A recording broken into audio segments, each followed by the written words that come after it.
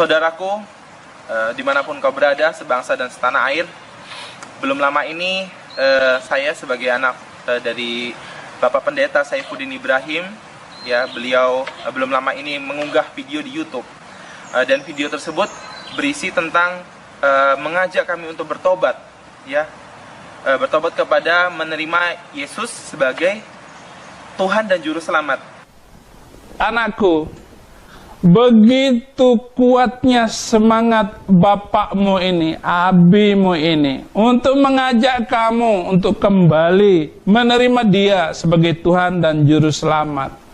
Saya katakan sekali lagi, anakku, Saddam Hussein, Muammar Gaddafi, Fikri Khomeini, ikutlah jejak bapakmu ini.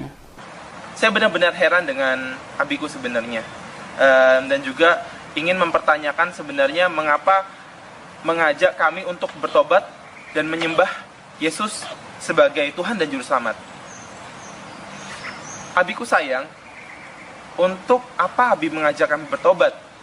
Sebenarnya tidakkah abi ini sadar bahwasanya anak-anakmu ini, saya Saddam Hussein, Muammar Gaddafi dan juga Murtaza Muhammad Fikri, setiap hari, terutama setelah selesai sholat, selalu kami tidak pernah lupa untuk bertobat kepada Allah Subhanahu wa Ta'ala atas segala dosa-dosa yang pernah kita lakukan. Bahkan seperti abi ketika kala muslim itu, doanya salah satunya, Rabbana ghfir lana wa li ikhwanina alladina sabaquna bil iman wa la taj'al fi qulubina ghillan lil ladina amanu Rabbana innaka ra'ufur rahim. Dan masih banyak doa-doa yang lainnya, ya abi, gitu. Bukankah abi juga mengingatnya ketika waktu muslim dulu? Lalu abi kenapa masih meminta kami untuk bertobat? Pertanyaan selanjutnya adalah, bertobat kepada siapa? Apakah pertobatan yang tadi kami lakukan selama ini itu masih belum cukup? Atau mungkin salah? Ya abi, kami sudah bertobat, memohon ampun dengan tata cara yang diajarkan oleh Nabiullah Muhammad Sallallahu Alaihi Wasallam. Kami juga sudah bertobat, meminta ampun kepada Allah sejalan dengan apa yang diajarkan oleh Nabi Isa atau Yesus. Kami akan paparkan Lukas pasal 11 ayat 2 dan 4. Bapak, dikuduskan namamu, sampai selesai, dan akhirnya sampai ke ampunilah kami akan dosa kami. Seperti itu. Ampunilah kami akan dosa kami. Atau pertobatan Yesus memohon ampun kepada Allah dalam fidui atau hari kekaguman. Saya mengaku telah khilaf di hadapanmu, ya Allah. Saya benar-benar telah di jalan yang sesat, tapi saya berjanji untuk bertobat. Terimalah permohonanku, ya Allah, Tuhanku, untuk mengampuni kehilafanku, mengampuni dosa-dosaku, dan memaafkan pelanggaran-pelanggaranku. Atau juga pertobatan Yesus dan jemaatnya dalam memimpin doa Paskah, memohon ampun kepada Allah atas dosa-dosa yang mereka lakukan. Itu dilakukan setiap tanggal 27 September petang. Wahai Tuhan kami, izinkanlah kami berdoa di hadapanmu, dan janganlah memalingkan dirimu dari permohonan kami. Kami tidak menyombongkan diri atau bersikeras mengatakan kami benar dan tidak berdosa, karena sesungguhnya kami telah berbuat dosa. Semoga Engkau berkehendak, ya Allah Tuhan kami, untuk mengampuni dosa-dosa kami dan memaafkan ketidakadilan kami. Abi, kalau abi tetap ngotot agar kami bertobat, pertanyaannya adalah, kami harus bertobat kepada siapa? Kepada Nabi Isa? Yesus? Astagfirullah abi. Sungguh itu bukan ajaran Yesus itu sendiri. Saddam sudah membaca berbagai doa pertobatan Yesus untuk memohon ampun kepada Allah. Mengapa kami harus dibingungkan dan juga diarahkan untuk bertobat kepada Yesus dan menyembahnya sebagai Tuhan? Ya abiku, mari buka dengan akal sehat dan juga hati nurani. Yesus di dalam seluruh Alkitab dari kitab Kejadian sampai kitab Wahyu, atau bahkan sampai kitab Wahyu sampai Kejadian lagi, tidak pernah mengajarkan atau memerintahkan umatnya, dan juga mengajarkan untuk bertobat dan memohon ampun kepada beliau. Abi, kalau misalnya menemukan satu ayat saja yang tidak memiliki keambiguan, tidak membingungkan, dan secara jelas menjelaskan bahwasanya Yesus meminta umatnya untuk menyembahnya, bertobat kepadanya, di seluruh Alkitab, satu ayat saja, maka fair, maka adil. Silahkan Abi datang ke kami dan baptis kami. Abiku Sadam bertanya, mohon Abiku jawab dengan jujur dan juga dengan hati yang terbuka. Siapa yang tega sebenarnya menyesatkan Abi dengan ajaran kemusyrikan untuk bertobat dan memohon ampun kepada Yesus? Jelas ini bukan ajaran Yesus. Kami mencintai Allah, kami mencintai Nabi Muhammad, kami juga mencintai Nabi Isa, Yesus. Kami mencintai mereka di atas kecintaan kami kepada Abi. Kami mencintai mereka di atas kecintaan kami kepada diri kami sendiri. Namun mengapa Abi malah mengarah kepada sesuatu yang bukan dari ajaran-ajaran mereka? Sebagai umat muslim, di dalam Al-Quran banyak sekali himbauan-himbauan. Ketika kamu menjadi seorang muslim, kamu memiliki konsekuensi untuk berdakwah. Qul in kana abaukum wa abanaukum wa ikhwanukum wa azwajukum wa ashiratukum wa amwalun yaqtaraftumuha wa tijaratun tahsyawna kasadaha wa masakinu taradawnaha ahabba ilaikum minallah wa rasulih wa jihadin fi sabilih fatarabbatu hatta ya'tiyallahu bi amrih wallahu la yahdil qaumal fasikin. Ya Abi, maka dari itu ya Abi, Sadam serius, mohon jangan bingungkan kami. Abi, mohon juga jangan menyesatkan kembali umat-umat Islam. Mengapa Abi bangga bisa menyesatkan umat dengan ajaran penyembahan berhala itu? Sungguh tidak dibenarkan, sungguh tidak terpuji. Sadarkanlah Abiku, ketika Abi mengaku bahwasanya Abi berkata di atas perkataan kebenaran, mengaku bahwasanya apa yang Abi sampaikan adalah kebenaran, lantas mengapa Abi menyampaikannya dengan sesuatu hinaan, mengandung penyesatan? Dengan semangatnya Abi ngototnya membawakan kebencian terhadap Al-Quran dan juga Nabi Muhammad SAW, sedangkan kami sebagai umat Islam tidak melakukannya, tidak melakukan penghinaan. Ya Abi, marilah kita sudahi, karena seharusnya Abi menangis dan juga memohon ampun kepada Allah karena telah menyesatkan umat. Marilah kita bersikap terbuka dan Abi mengakui kekhilafan. Tolong tegaskan kepada orang-orang yang telah Abi sesatkan bahwa Abi telah khilaf. Tuntunlah mereka kembali ke jalan Allah. Kami berdoa kepada Allah Subhanahu wa Ta'ala untuk Abi kami tercinta.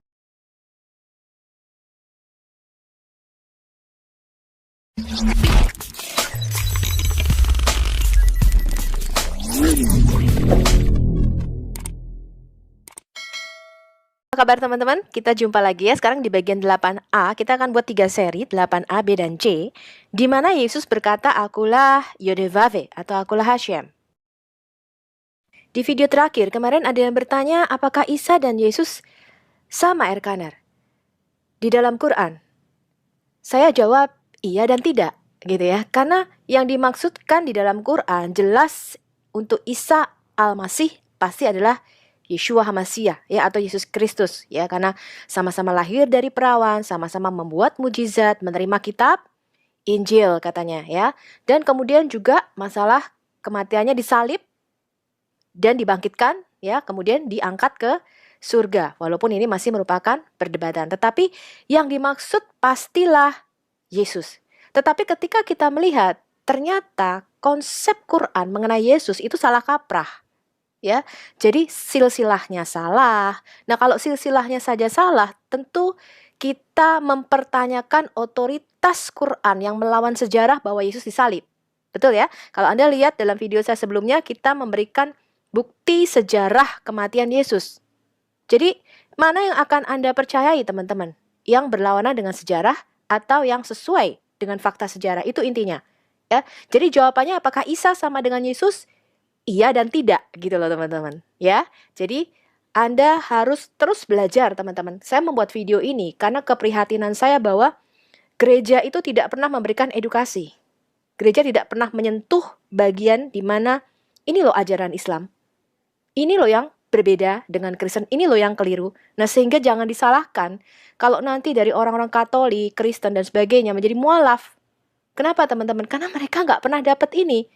Di gereja itu yang diajarinya kasih, mencintai Tuhan Yesus. Ya, anak-anak kecil tuh nyanyinya kasih. Sedangkan di dalam Islam, itu video anak-anak kecil.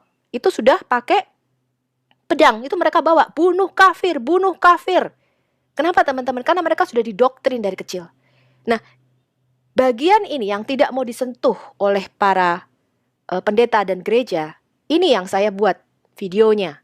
Ya, jadi biar para pendeta dan gereja itu menyatakan kasihnya, gitu ya. Nah, bagian ini nih, bagian kita nih, ya, bagian-bagiannya kita. Kenapa? Kasihan teman-teman, orang Kristen nggak dapat pendidikan, ya, buta dia nggak ngerti apa itu ajaran Islam.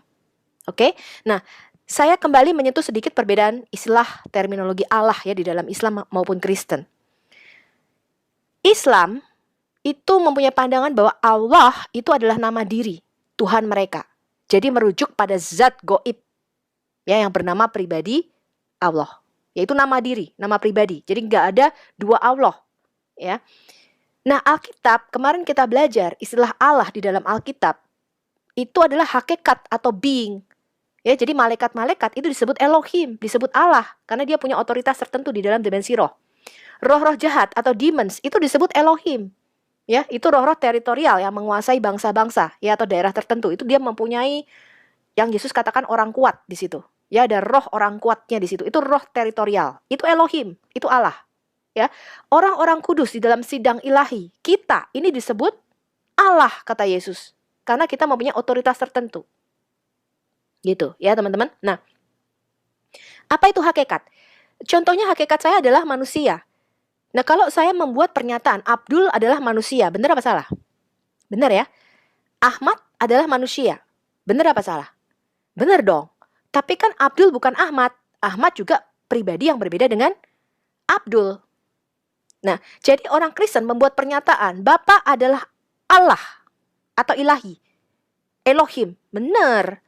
Ya, Yesus sebagai sang firman itu adalah Elohim sendiri. Benar, karena Yesus berasal dari Bapa. Yesus katakan aku datang dan keluar dari Bapa. Aku satu hakikat dengan Bapa. Maka Yesus berkata apa? Sebelum Abraham jadi aku ada. Ya, keberadaanku itu sudah ada sejak kekal, aku tidak diciptakan. Ya. Makanya Yesus berkata, untuk itulah aku datang dan dilahirkan. Loh, jadi Yesus itu memilih untuk dilahirkan loh. Ya, nanti kita lihat Yesus satu-satu manusia yang memilih untuk dilahirkan dan untuk mati. Jadi Yesus berkata, untuk ini loh aku tuh dilahirkan, katanya. Yaitu apa? Untuk mati, katanya. Jadi untuk mati inilah aku lahir, untuk tugas penyelamatan itu, kata Yesus. Nah, kita kan gak ada yang milih dilahirkan, betul gak? Kalian datang ke dunia kan tidak ada yang memilih juga untuk mati. Kalau bisa, jangan mati Tuhan, gitu ya kan. Kasih aja panjang umur. Ya kan? Nah, tetapi Yesus itu bukanlah pribadi Bapa. Itu pernyataan iman Kristen. Dan Bapa bukanlah pribadi Yesus. Bisa dibedakan. Ya, jadi bisa dibedakan karena itu ada komunikasi antar the Godhead. Ya, atau divine being. Itu ada teman-teman. Kita bisa buktikan ada ayatnya di Alkitab. Ada komunikasi nih di antara divine being atau the Godhead ini. Ya, di mana Bapa itu berfirman kepada Adonai atau Kurios, ya, sang firman itu. Yesus juga berkomunikasi dengan Bapa. Begitu juga dengan Roh Kudus. Jadi ada komunikasi di antara divine being itu. Ya, Anda terima nggak terima itu Alkitab, ya. Nah, kemudian kalau kita sebutkan ya bahwa di dalam hakikat ilahi itu ada 3 persona seperti yang bapak-bapak gereja kita ajarkan, itu betul teman-teman. Tetapi juga nggak bisa dipisahkan, gitu loh teman-teman. Ya, jadi kita nggak bisa menggambarkan secara sempurna. Nanti kita lihat ya. Kenapa? Karena kita ini berada di dimensi yang lebih rendah dibanding Allah. Jadi dalam kita memahami yang maha kuasa itu nggak penuh teman-teman. Nggak bisa penuh. Ya 1, ya 3, ya 3, ya 1. Itu pernyataan iman Kristen. Kenapa begitu? Memang begitulah Tuhan. Ya, nanti setelah kita go through the Bible, Anda akan semakin melihat betapa ajaibnya Tuhan kita. Ya, karena Dia itu berada di dimensi yang tertinggi. Dia begitu mulia. Kita nggak bisa mendefinisikan Allah yang begitu luar biasa itu. Ya, nah otak kita ini cuma sekepel gitu teman-teman. Ya, jadi ketika ditanya, apakah Bapa adalah Allah? Iya, hakikatnya ilahi. Yesus adalah Allah? Iya, hakikatnya ilahi. Kalau gitu ketika disalib siapa yang mati? Yesus dong. Jelas jawabannya. Sang Firman itu yang mati, ya. Karena Yesus mengatakan untuk tugas inilah, yaitu apa? Mati di kayu salib menebus dosa. Ini aku dilahirkan katanya. Jadi yang mati itu adalah tubuh kemanusiaannya. Ya, di surat Rasul Petrus dikatakan dia yang dibunuh dalam keadaannya sebagai manusia. Jadi yang mati adalah dagingnya, rohnya turun ke dunia orang mati. Untuk apa? Mengambil tawanan-tawanan roh. Jadi semua roh-roh orang mati dari sejak zaman Adam sampai Yesus ketika dia nuzul itu ada di Seol atau dikatakan di dunia orang mati. Ya, belum ke Firdaus. Ketika Yesus bangkit, makanya di dalam Injil dikatakan pada waktu Yesus bangkit, orang-orang kudus itu juga bangkit dan menampakkan diri mereka masuk ke kota Yerusalem. Jadi pada waktu kebangkitan Yesus itu bukan cuma Yesus yang bangkit, tapi ada orang-orang kudus yang bangkit. Kenapa? Dia membawa tawanan itu. Dia memproklamasikan kedatangannya dan ketuhanannya di dunia orang mati. Ya, kepada roh-roh itu yang menunggu dia. Janji tentang Mesias itu. Ya, nah, dan dia mengambil kunci maut dan kerajaan maut dari iblis. Ya, kemudian Yesus mengatakan di kitab Wahyu apa? Sekarang aku memegang, kuncinya tuh ada di aku, kata Yesus. Jadi jangan main-main sama orang yang punya kunci neraka. Dia bisa memasukkan kamu ke dalam neraka ya. Kenapa? Dia yang pegang kuncinya gitu teman-teman. Ya. Nah, justru bukti bahwa keilahian Yesus itu adalah kebangkitannya dari maut. Dia mengalahkan dosa dan maut. Itu yang dikalahkan Yesus teman-teman. Dosa dan maut. Ini adalah bukti pertama. Yesus sudah ada sejak kekal. Ya, tidak satupun dari kita itu ada sejak kekal. Artinya apa kekal? Kekal itu artinya di luar dimensi ruang dan waktu. Kita baru ada ketika kita nuzul, masuk, kemudian Allah meniupkan roh ke dalam rahim ibu kita. Itulah permulaan kita. Ya, yaitu di dimensi ketiga ini, dimensi ruang dan waktu. Nah, tetapi Yesus nggak begitu, teman-teman. Nggak begitu dia. Yesus itu keberadaannya, eksistensinya itu sudah ada sejak kekal. Kita lihat, Yohanes 8 ayat 52 sampai 59. Kata orang-orang Yahudi kepadanya, "Sekarang kami tahu engkau kerasukan setan. Sebab Abraham telah mati dan demikian juga nabi-nabi. Tapi engkau berkata, barang siapa menuruti firman-Ku, ia tidak akan mengalami apa? Maut atau kematian sampai selama-lamanya." Ini kematian kedua. Ya, yang dibicarakan adalah kematian kedua karena kita harus tetap mengalami kematian pertama, yaitu kematian tubuh. Ya, kematian kekal ini yang dimaksud oleh Yesus. Ya, kamu tidak akan mengalami keterpisahan dengan Allah selama-lamanya. Itu kematian kedua yang dikatakan di kitab Wahyu ya sebagai kematian kekal. Nah, adakah engkau lebih besar daripada bapak kita Abraham yang telah mati? Jadi orang-orang Yahudi ini tanya heran. Loh, bapak kita aja yang merupakan orang pilihan Allah mati. Nabi-nabi pun telah mati. Musa mati, Samuel mati. Ya. Dengan siapakah engkau hendak menyamakan dirimu? Kata Yesus, jikalau aku memuliakan diriku sendiri, maka kemuliaanku itu tidak sedikit pun tidak ada artinya. Bapakulah yang memuliakan aku. Siapa Bapa Yesus? Tentang siapa kamu berkata dia adalah Allah kami. Jadi Yesus mengaku, orang yang kau panggil Allahmu, itu Bapak gue, kata Yesus. Padahal kamu tidak mengenal dia. Tapi aku mengenal dia, kata Yesus. Karena Yesus itu lahir dari Bapa. Dan jika aku berkata aku tidak mengenal dia, ya, mengenal Bapa, maka aku pendusta sama seperti kamu. Tetapi aku mengenal dia, katanya. Dan aku menuruti firman-Nya.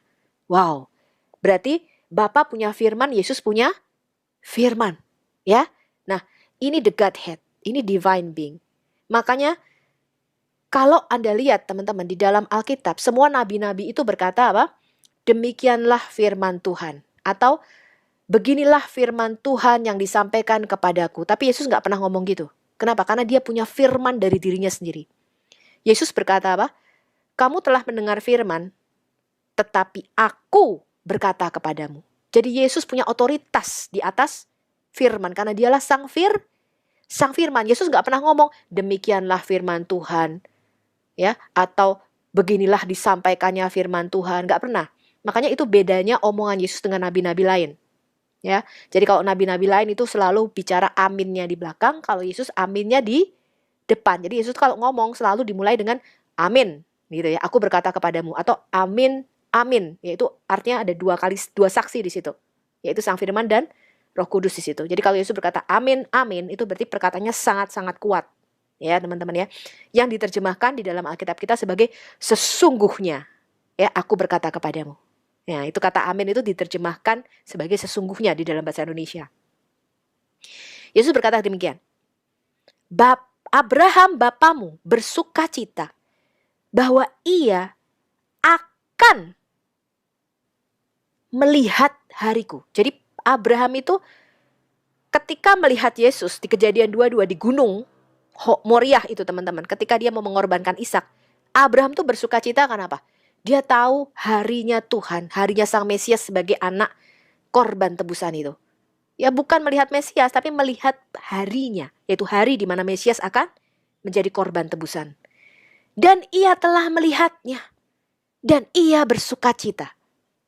Ya, maka kata orang-orang Yahudi itu kepadanya, umurmu belum sampai 50 tahun dan engkau telah melihat Abraham.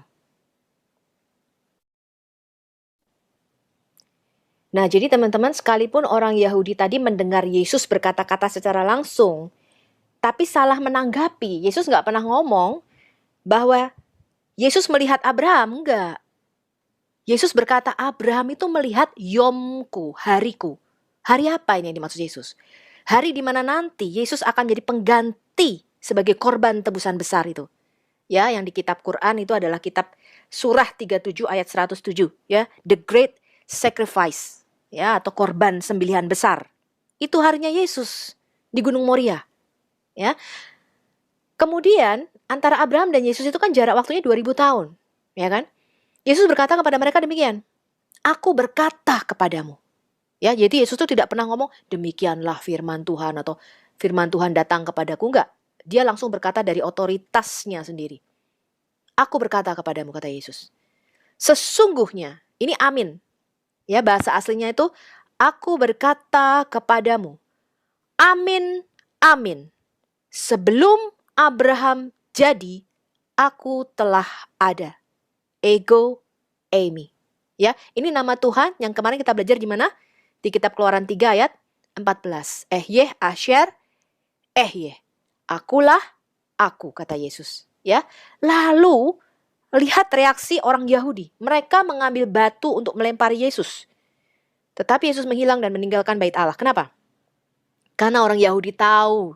Dia mengklaim kesetaraannya dengan Bapa, dengan Allah, teman-teman. Makanya firman itu hanya dipercayakan kepada orang Yahudi.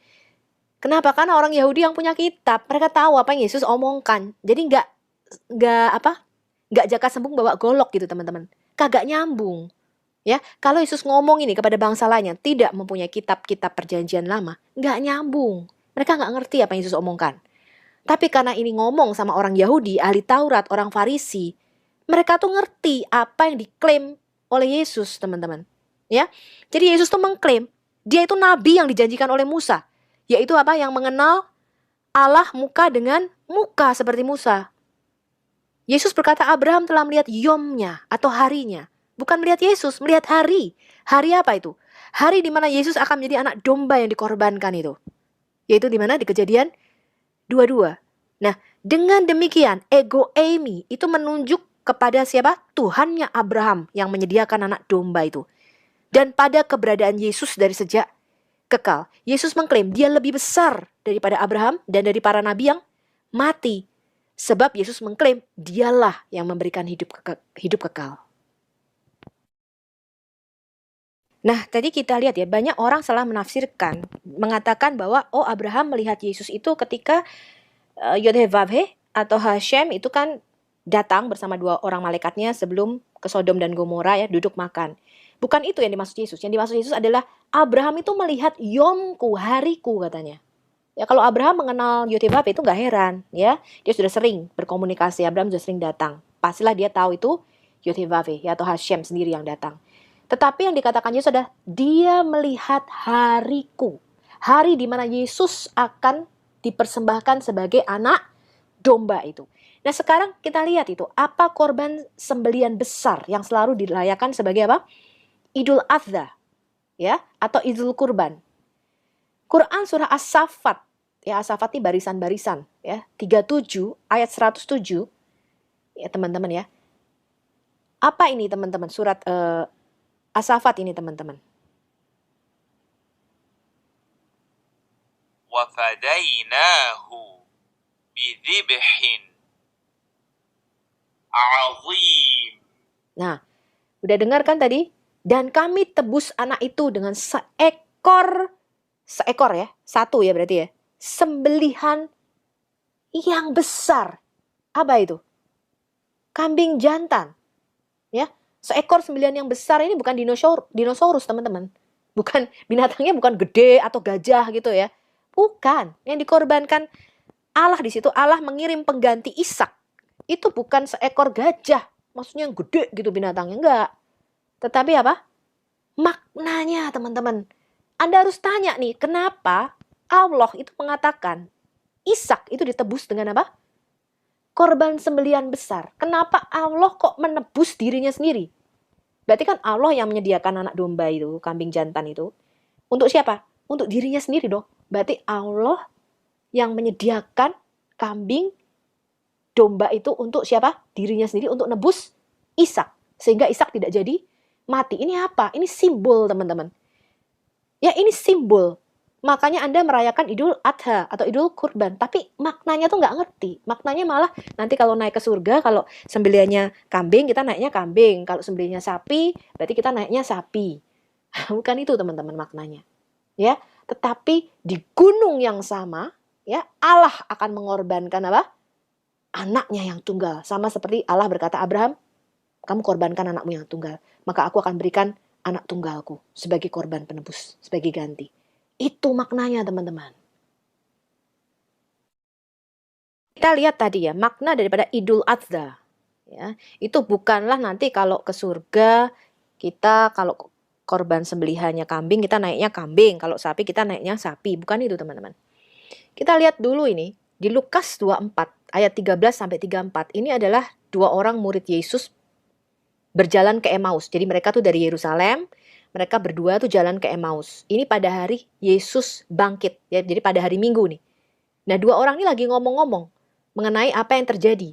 Ya, Yesus mati, tapi kok wanita-wanita di kuburan itu mengatakan mayatnya nggak ketemu. Terus katanya ada malaikat yang ngomong kepada perempuan-perempuan ini bahwa Yesus sudah bangkit. Nah, tiba-tiba ketika dua orang ini ngomong-ngomong, Yesus itu ada di tengah-tengah mereka. Lalu Yesus berkata kepada mereka, ini Kleopas ya, dan Kefas. Hai kamu orang bodoh, betapa lambannya hatimu, sehingga kamu tidak percaya segala sesuatu yang dikatakan para nabi. Bukankah Mesias Al-Masih harus menderita semuanya itu untuk masuk ke dalam kemuliaannya? Lalu Yesus menjelaskan kepada mereka apa yang tertulis tentang siapa? Tentang Yesus, tentang Mesias di dalam seluruh apa? Kitab suci. Apa ini? Di dalam seluruh Tanak, ya, di dalam seluruh perjanjian lama, ya, di dalam seluruh Torat, Naviim dan Ketuvim, di dalam seluruh Tanak. Mulai dari mana? Mulai dari kitab Musa dan segala kitab para nabi. Jadi Yesus selama perjalanan ke Emmaus nih sambil jalan ngasih Bible study gitu ya teman-teman ya. Ngasih pelajaran Alkitab kepada dua orang muridnya ini. Nah, terus ketika dia sampai teman-teman, ketika murid-muridnya ini kumpul, Yesus tiba-tiba ada di tengah-tengah mereka. Ya, Yesus juga berkata nih di dalam Lukas 24 ayat 44. Anda baca ceritanya utuh ya, saya nggak akan ngulang. Ini sudah ada di pelajaran kita sebelumnya. Kemudian Yesus berkata kepada mereka, inilah perkataan yang aku katakan kepadamu ketika aku masih bersamamu. Apa? Segala sesuatu yang tertulis tentang aku di dalam hukum Taurat Musa, kitab para nabi dan Mazmur harus digenapi. Saya ulangi sekali lagi. Segala yang tertulis tentang siapa? Tentang aku, kata Yesus. Di mana? Di dalam kitab Taurat Musa. Berarti Musa itu menulis tentang Yesus, teman-teman. Nanti kita akan menemukan ya. Terus kitab nabi-nabi dan Mazmur itu harus digenapi.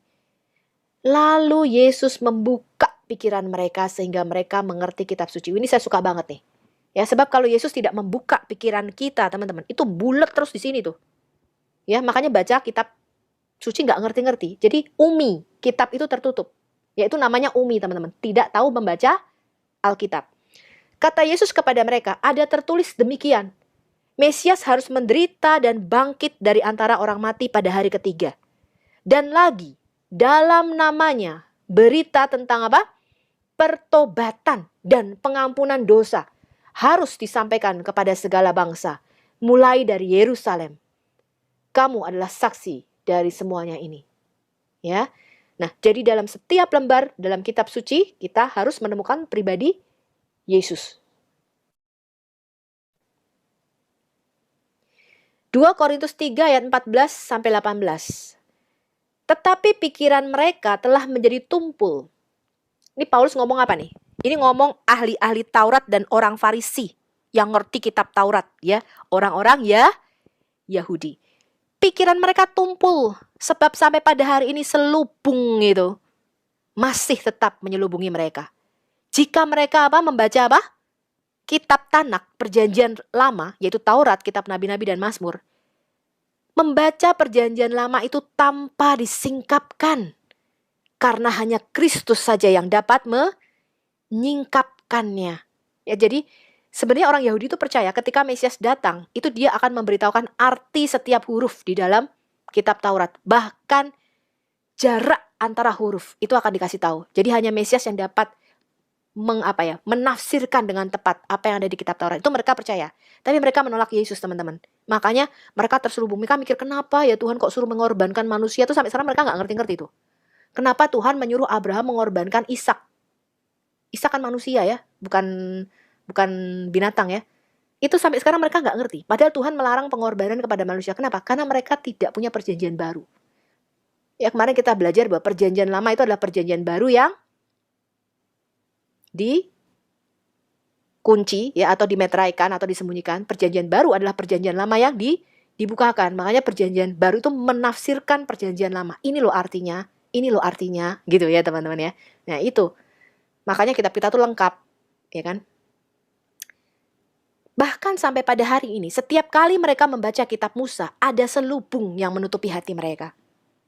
Tetapi apabila hati seseorang berbalik kepada Tuhan, maka selubung itu diambil daripadanya. Sebab Tuhan adalah roh, dan di mana ada roh Allah, di situ ada kemerdekaan. Dan kita semua mencerminkan kemuliaan Tuhan dengan muka yang tidak berselubung. Dan karena kemuliaan itu datangnya dari Tuhan yang adalah roh, maka kita diubah menjadi serupa dengan apa? Gambarnya. Siapa gambar Allah? Yesus. Ya, Yesus itu adalah gambar Allah yang sempurna. Jadi kita harus dirubah menjadi serupa dengan siapa? Dengan anaknya. Dalam kemuliaan yang semakin besar. Gitu caranya teman-teman. Ya, makanya kitab perjanjian lama dan perjanjian baru itu bisa disatukan. Begitu ditambahin Quran, jadi bingung kita. Betul ya?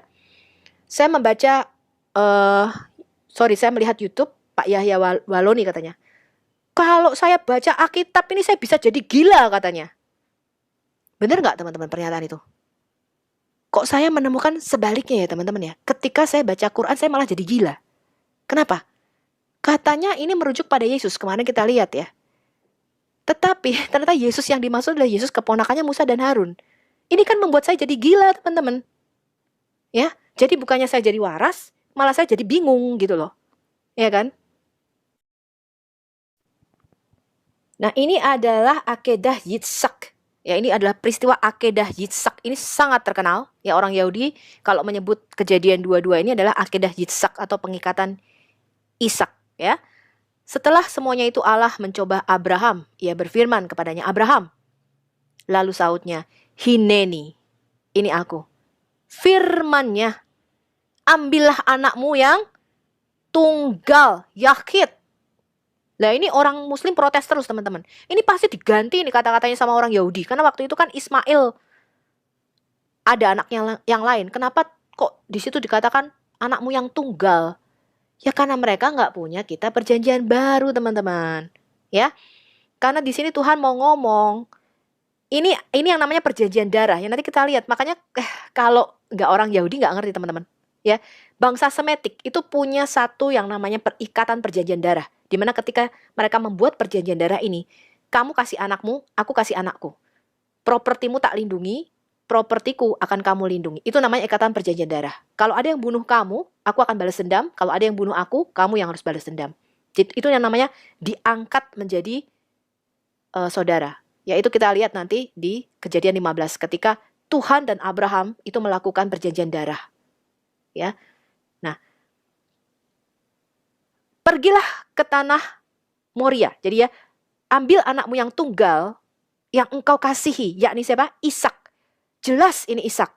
Ya, pergilah ke tanah Moria dan persembahkanlah dia di sana sebagai korban bakaran pada salah satu gunung yang akan kukatakan kepadamu. Jadi Yahudi tidak bingung teman-teman yang dikorbankan Ishak. Kristen tidak bingung teman-teman yang dikorbankan Ishak. Ya, satu-satunya yang bingung Muslim. Nah makanya saya bingung dengan pernyataan Bapak Yahya Waloni. Kalau saya baca Alkitab jadi gila. Saya bingung teman-teman. Saya sebaliknya tuh teman-teman. Saya bisa jadi gila ini. Ya, dan bingung gitu ya kan. Ini anak yang dikorbankan bisa bingung antara Ismail sama Ishak. Kan itu aneh ya kan. Nah kita lanjutkan dulu ya. Tuhan menggantikan korban Ishak dengan domba jantan yang disediakan sendiri oleh Hashem. Maka dikatakan Abraham menamai tempat itu apa? Abraham menamai tempat itu Yahweh Jireh. Artinya di atas gunung telah dilihat Tuhan atau Tuhan yang menyediakan. Jadi Tuhan sendiri yang akan menyediakan korban sembelian itu teman-teman. Ya, bukan dari manusia. Nah, di tempat yang sama 2000 tahun kemudian Allah mengorbankan siapa?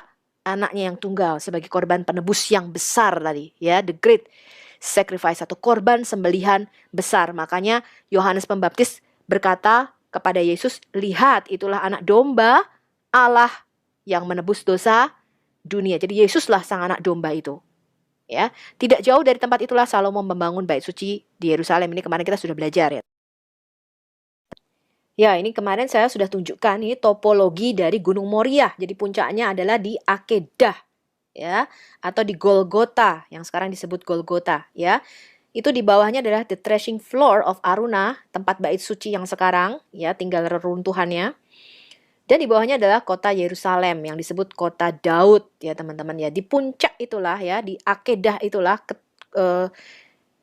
Abraham mengorbankan Ishak, kemudian 2000 tahun kemudian Bapa mengorbankan anaknya yang tunggal sebagai korban sembelian besar. Itu maknanya teman-teman. Sekarang kita lanjutkan, Yesus sudah ada sejak kekekalan. Ya.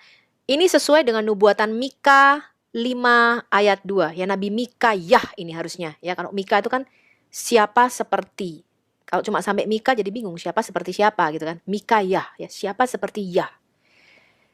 Nah, Mika 5 ayat 2, tetapi engkau siapa? Bethlehem, Efrata, hai yang terkecil di antara kaum-kaum Yehuda, daripadamu akan bangkit bagiku seorang yang akan memerintah Israel. Yang apa? Yang permulaannya sudah sejak purbakala. Diterjemahkan di dalam bahasa Indonesia purbakala. Purbakala ini bukan zaman pada waktu ada dinosaurus, bukan. Tetapi apa? Sejak dahulu kala. Artinya apa? Yang sudah ada sebelum waktu ada. Yang ada dari sejak kekekalan, itu bahasa aslinya.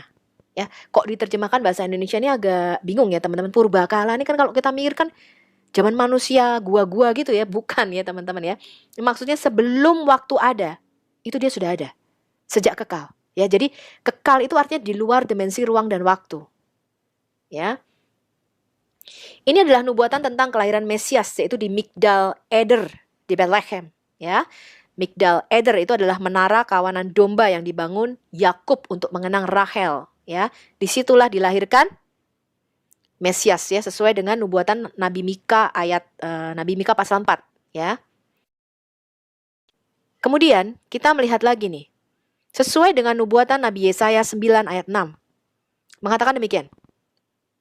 Sebab seorang anak telah lahir untuk kita. Seorang putra telah diberikan untuk kita. Lambang pemerintahan ada di atas bahunya. Makanya lahir sudah disebut Al-Masih. Ya, itu gelar atau title. Ya, itu adalah title ilahi. Ya, kayak Pangeran George itu baru udah disebut Her Royal Highness. His ya. Pangeran George kan laki ya. His Royal Highness. Ya, sudah disebut dengan gelar kebangsawanan. Ya. Kemudian apa? Namanya akan disebutkan orang siapa? Wonderful Counselor. Penasehat yang ajaib. Penasehat ajaib ini pasti menunjuk pada sosok ilahi ya teman-teman ya. Ya kan? Allah yang perkasa, El Gibor. Jadi anak yang lahir nanti itu adalah seorang laki-laki karena disebutkan seorang putra. Ya jelas, bukan cewek, ya putra. Disebut El Gibor, Allah yang perkasa. Bapa dari kekekalan. Ya, dan apa? Harusnya tuh Prince of Peace ya teman-teman, Sar Salom. Kalau bahasa Inggrisnya benar sih, Prince of Peace, pangeran damai. Tapi diterjemahkan oleh LAI menjadi Raja Damai. Kita ikut aja, ya. Nah, kemudian Yeremia 23 ayat 5 sampai 6. Sesungguhnya waktunya akan datang, demikianlah firman Tuhan. Aku akan menumbuhkan apa? Tunas adil bagi Daud. Tunas itu artinya cabang dari keturunan Daud. Ia akan memerintah sebagai raja yang bijaksana. Jadi Yesus nanti akan menjadi raja yang bijaksana teman-teman. Dan akan melakukan apa? Keadilan dan kebenaran di negeri. Makanya namanya yang setia dan benar di kitab Wahyu. Ya. Nah, di dalam zamannya Yehuda akan dibebaskan dari perbudakan dosa nih pastinya ya. Ini nubuatan ganda yang namanya double prophecy ya. Dan Israel akan hidup dengan tentram. Dan siapa namanya? Siapa nama anak yang akan lahir dari keturunan Daud ini? Namanya akan dipanggil Tuhan Yahweh Sidkenu. Tuhan kebenaran kita. Jadi ini anak jangan main-main loh. Ini anak yang lahir ini nanti ilahi nih. Karena disebut Allah yang perkasa. Dan akan disebut dengan Yod-Heh-Vav-Heh. Jadi Mesias itu adalah siapa tadi? Yod-Heh-Vav-Heh. Ini kata Alkitab teman-teman. Ya, kemarin kita belajar penyebutannya tetragrammaton, apakah Yahweh atau Yehovah. Terserah Anda mau sebut apa, tapi saya mengikuti orang Samaria, teman-teman. Orang Samaria itu tidak pernah pergi ke pembuangan ya. Imam-imam Samaria itu tetap di Samaria dan mereka menyebutnya Yahweh. Begitu juga dengan orang-orang Yahudi Askenaz ya atau Yahudi Yemenite, itu mereka menyebutnya Yahweh ya. Jadi saya ambil yang itu. Anda mau nyebut yang lain boleh, terserah. Pokoknya asal jangan salah Tuhan gitu aja ya. Nah, kita lihat bukti selanjutnya nih. Yesus sudah ada sejak kekekalan. Yesaya 43 ayat 11. Ini kata-kata yang kuat nih. Perhatikan nih kata-katanya teman-teman. Anoki, anoki. Aku, akulah. 2 kali nih. Kenapa disebut 2 kali nih teman-teman? Aku yang pertama adalah Yod-Heh-Vav-Heh, Hashem. Aku yang kedua juga sama. Namanya Hashem. Aku, akulah.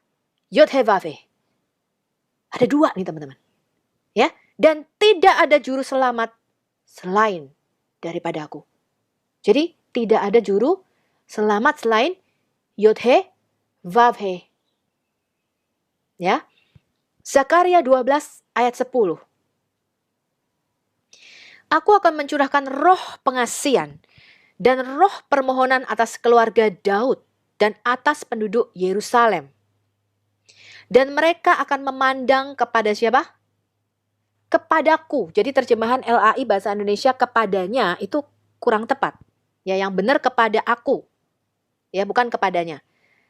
Mereka akan memandang kepadaku. Kemudian ada 2 huruf yaitu alef dan taf yang tidak diterjemahkan. Ya, alef dan taf ini gitu ya teman-teman, itu merupakan signature daripada Yesus yang merupakan alfa dan omega, yang awal dan yang akhir. Jadi alef dan taf itu adalah huruf pertama dan huruf terakhir dalam bahasa Ibrani, ya. Mereka akan memandang kepadaku, alef taf yang telah mereka tikam. Dagar. Ya, dakar itu kayak ditusuk teman-teman, ditancepin. Dakar ya. dan akan meratapi dia. Mereka akan memandang kepadaku yang telah mereka tusuk, tapi mereka akan meratapi dia. Loh kok bisa?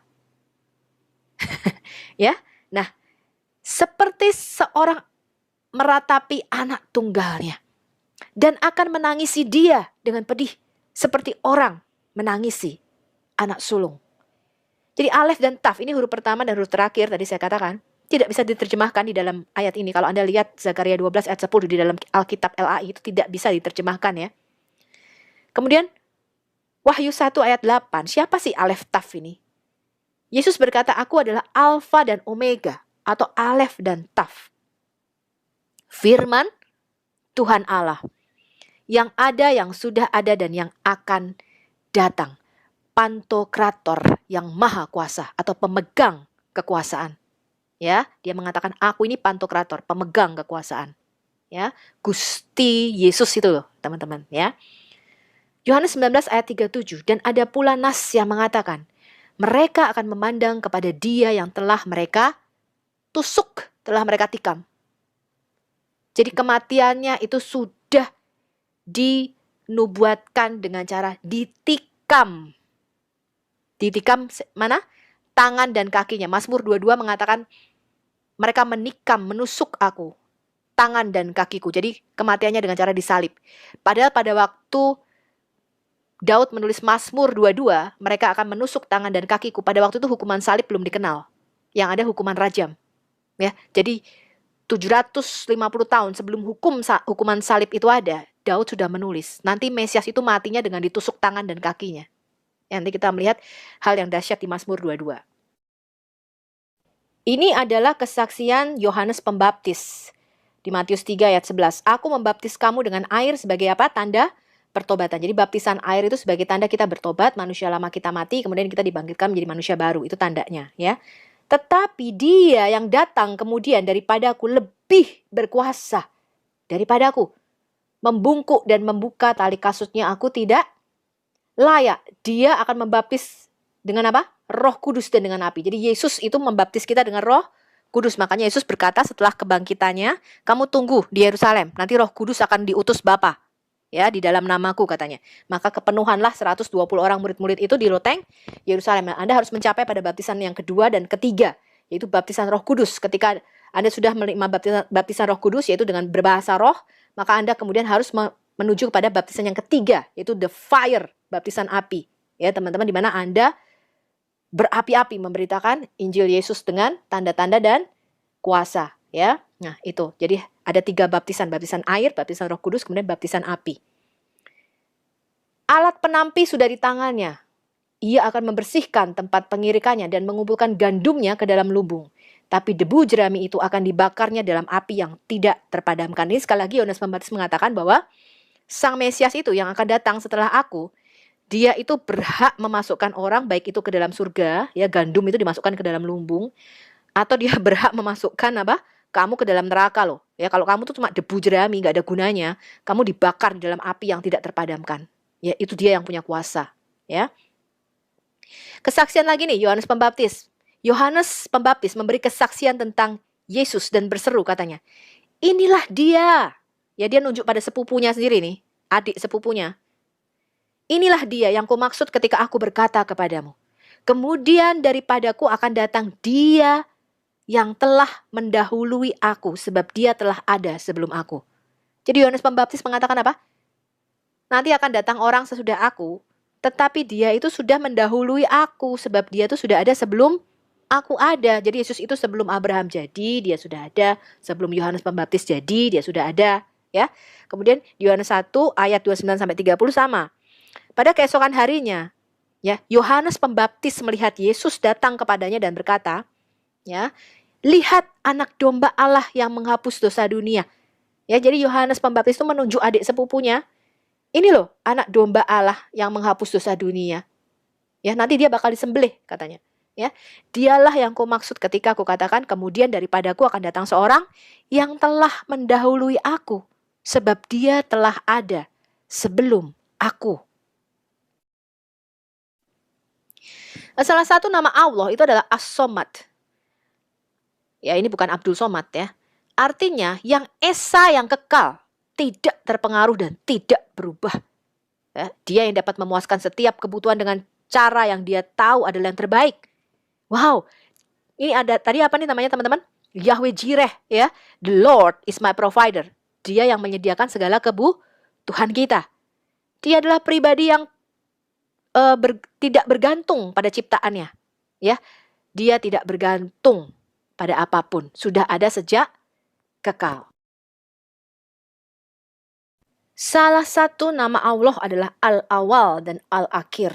Artinya yang esa, yang pertama dan yang terpenting. Dia ada sebelum semua ciptaan dan penyebab segala sesuatu.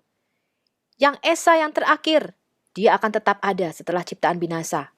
Dan dia yang di atasnya tidak ada apa-apa. Ya. Nah, Wahyu 2 ayat 8, Yesus mengatakan demikian. Tuliskanlah kepada malaikat jemaat di Smyrna. Inilah firman yang awal dan yang akhir, yang telah mati dan hidup kembali, kata Yesus. Jadi Yesus mengaku dialah yang awal dan yang akhir.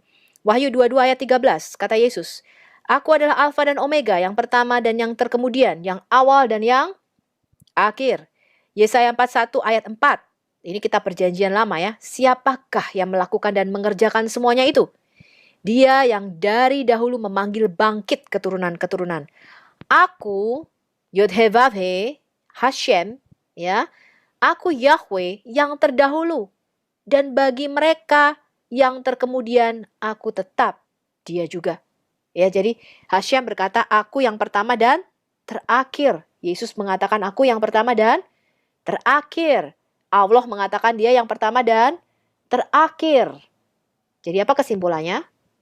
Yesus mengaku dia adalah Allah.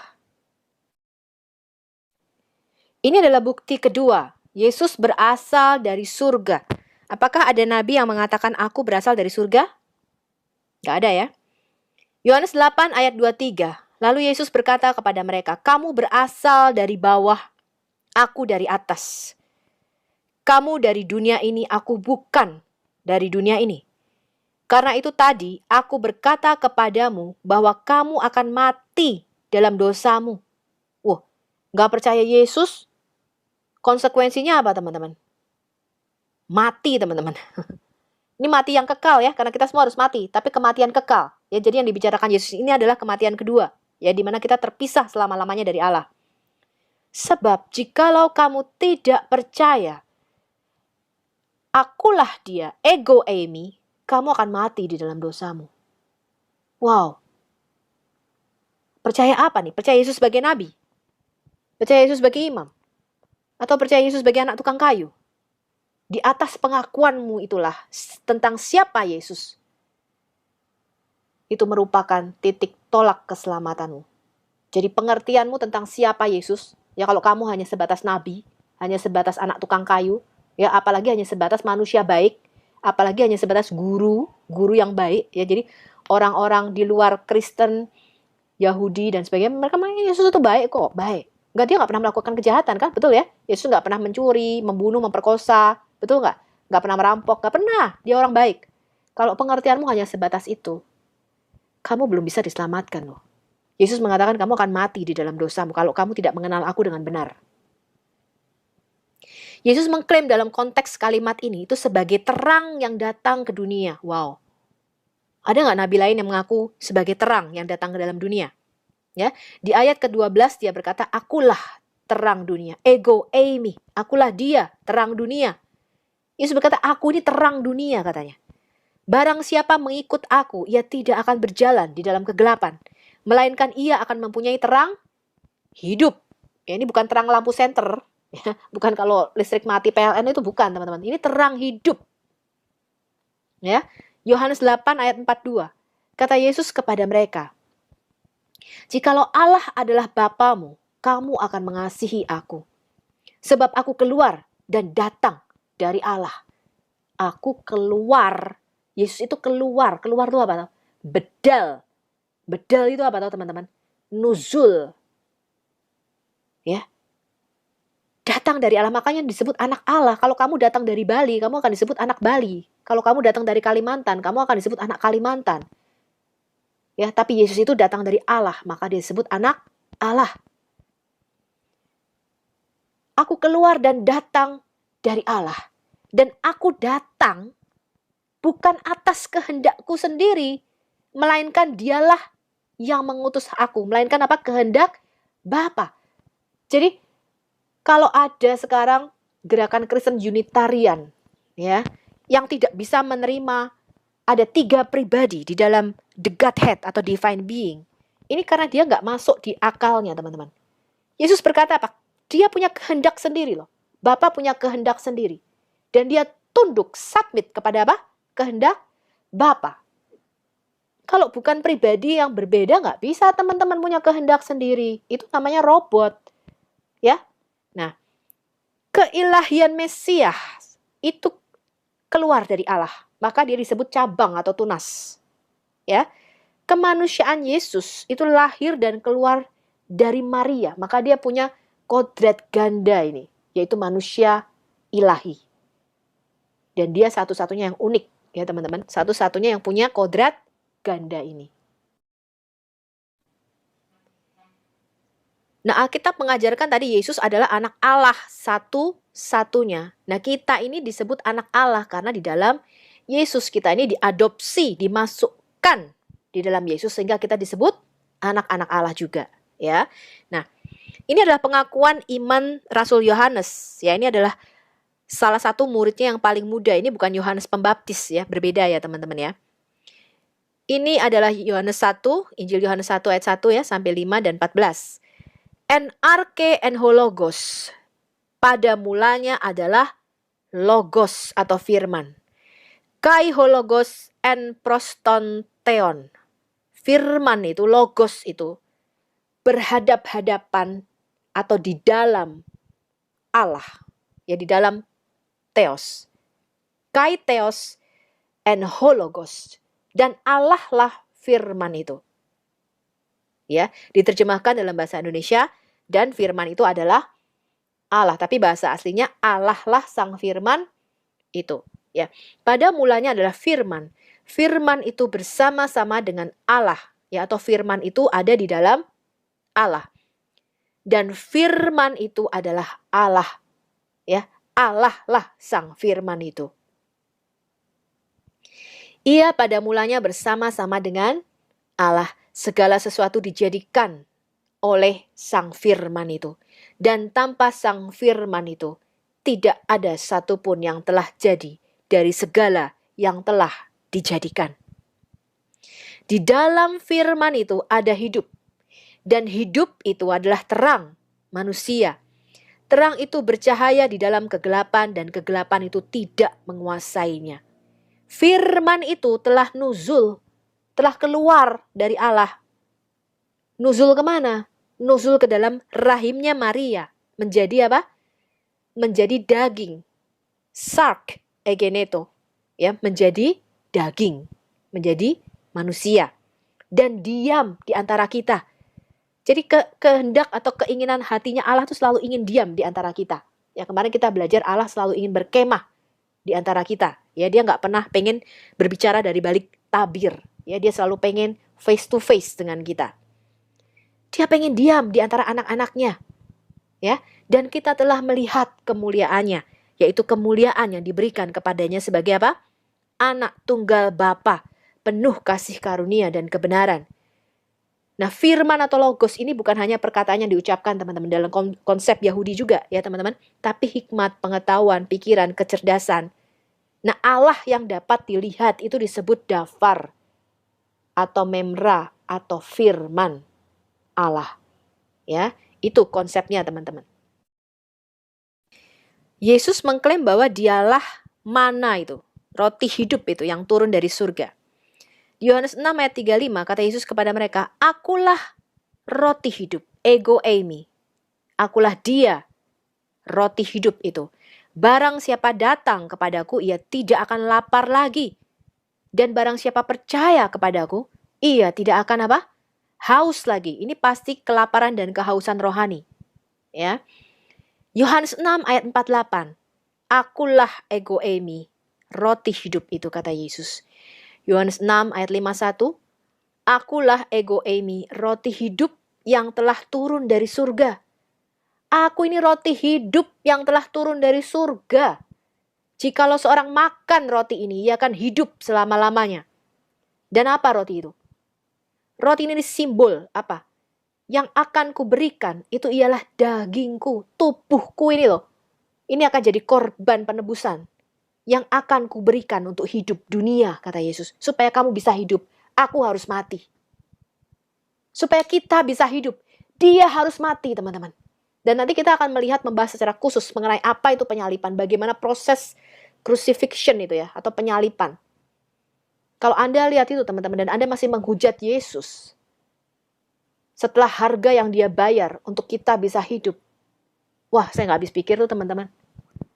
Ya, Anda bisa jadi mualaf setelah Anda mengenal bagaimana Yesus mengorbankan dirinya bagi kita, dan itu adalah kematian yang menyakitkan. Dia tuh jadi tumbal supaya kita bisa hidup.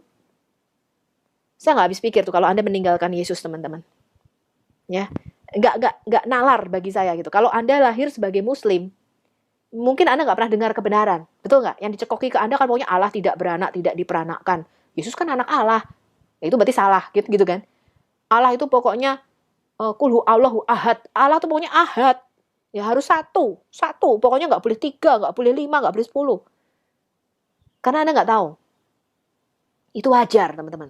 Tapi kalau Anda setelah mengenal kebenaran, ini berarti saya nggak mudeng ini. Apakah kegagalan gereja, apakah kegagalan keluarga kita?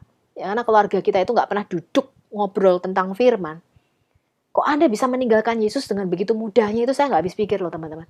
Setelah harga yang Yesus bayar bagi kita. Ya. Yohanes 6 ayat 58, Yesus berkata, inilah roti yang telah turun dari surga. Bukan roti seperti yang dimakan nenek moyangmu. Mana itu? Ya. Mereka telah mati. Barang siapa makan roti ini, ia akan hidup selama-lamanya. Jadi kalau kamu nggak makan roti yang adalah simbol tubuh Yesus, bahwa kamu percaya tubuhnya itu ya dikorbankan supaya kamu tetap hidup selama-lamanya, kamu akan mengalami kematian kedua, yaitu terpisah dari Allah. Nah, ini adalah kesaksian Yohanes Pembaptis ya, ketika murid-muridnya datang kepada dia dan mengatakan, guru, itu murid-murid Yesus itu juga membaptis, guru, nanti dia menyaingi kamu gitu ya, saingan gitu ya katanya. Karena sama-sama kerjaannya membaptis gitu kan. Nah, kemudian Yohanes Pembaptis mengatakan apa? Dia harus makin besar dan aku harus makin kecil. Kemudian Yohanes Pembaptis mengatakan demikian di Yohanes 3 ayat 31. Siapa yang datang dari atas adalah di atas semuanya. Siapa yang berasal dari bumi termasuk pada bumi dan berkata-kata dalam bahasa bumi. Siapa yang datang dari surga adalah di atas semuanya. Ya, jadi Yohanes Pembaptis tahu dan mengakui bahwa Yesus itu lahirnya ajaib. Dia itu sang Mesias yang dijanjikan. Ya, dia datang dari surga. Ini kesaksian Yohanes Pembaptis, ya. Lalu Yesus berkata tentang dirinya sendiri, aku datang dari Bapa dan aku datang ke dalam dunia. Aku meninggalkan dunia dan aku pergi kepada Bapa. Jadi dia tahu kemana dia pergi dan dia tahu dari mana dia datang. Ya, dia bukan seorang nabi yang berkata, aku tidak tahu apa yang akan Allah lakukan kepadaku. Dan aku juga tidak tahu apa yang akan Allah lakukan kepadamu. Aduh, cilaka ya teman-teman ya. Kalau kita ikuti saja tidak tahu, ya. Bagaimana dengan kita gitu teman-teman. Ya, jadi Yesus tahu dari mana dia datang dan dia tahu kemana dia akan pergi dan dia tahu apa yang akan terjadi, ya. Di Yohanes 3 ayat 13 Yesus berkata, tidak ada seorang pun yang telah naik ke surga. Tidak ada. Selain daripada siapa? Mesias yang telah turun dari surga, yaitu Sang Anak Manusia. Ya, itu dirinya sendiri, ya. Di Yohanes 6 ayat 38, Yesus berkata, sebab aku telah turun dari surga. Ada nggak seorang nabi yang berkata, sebab aku telah turun dari surga? Bukan untuk melakukan kehendakku sendiri, tapi untuk melakukan kehendak Dia yang telah mengutus aku. Ya, jadi benar kata Insan Mukoginta, Yesus adalah firman yang diutus. Benar, itu iman kita. Makanya Yesus berkata, untuk apa Dia diutus? Untuk memperkenalkan bahwa Bapa adalah satu-satunya Allah yang benar. Gak ada Allah lain teman-teman. Gak ada itu Dewa Molok, Dewa Hermes, Dewa apalagi tuh yang kamu sembah itu gak ada. Dia satu-satunya Allah yang benar. Dan Yesus berkata apa? Dan kamu harus mengenal aku sebagai apa? Sebagai jalan kepada Dia. Ya, kamu gak akan bisa mengenal Bapa kalau kamu tidak lewat aku. Karena akulah jalan, akulah pintu itu. Ya, karena aku nih anaknya. Kalau kamu mau kenal Bapakku, kata Yesus, kamu harus kenal aku dulu anaknya ini. Karena Bapa itu roh, dia gak kelihatan. Ya, kamu gak bisa langsung. Karena kamu ini udah ada di dalam dosa. Aku nih tangga menuju surga, kata Yesus. Ya, nah, pada waktu naik kembali ke surga di Matius 28 ayat 18, Yesus berkata, "Kepadaku telah diberikan segala kuasa di surga dan di bumi." Ya, jadi dia adalah penguasa surga dan bumi. Tadi Yesus mengatakan apa? Tidak seorang pun naik ke surga. Berarti sebelum Yesus itu tidak ada yang naik ke surga.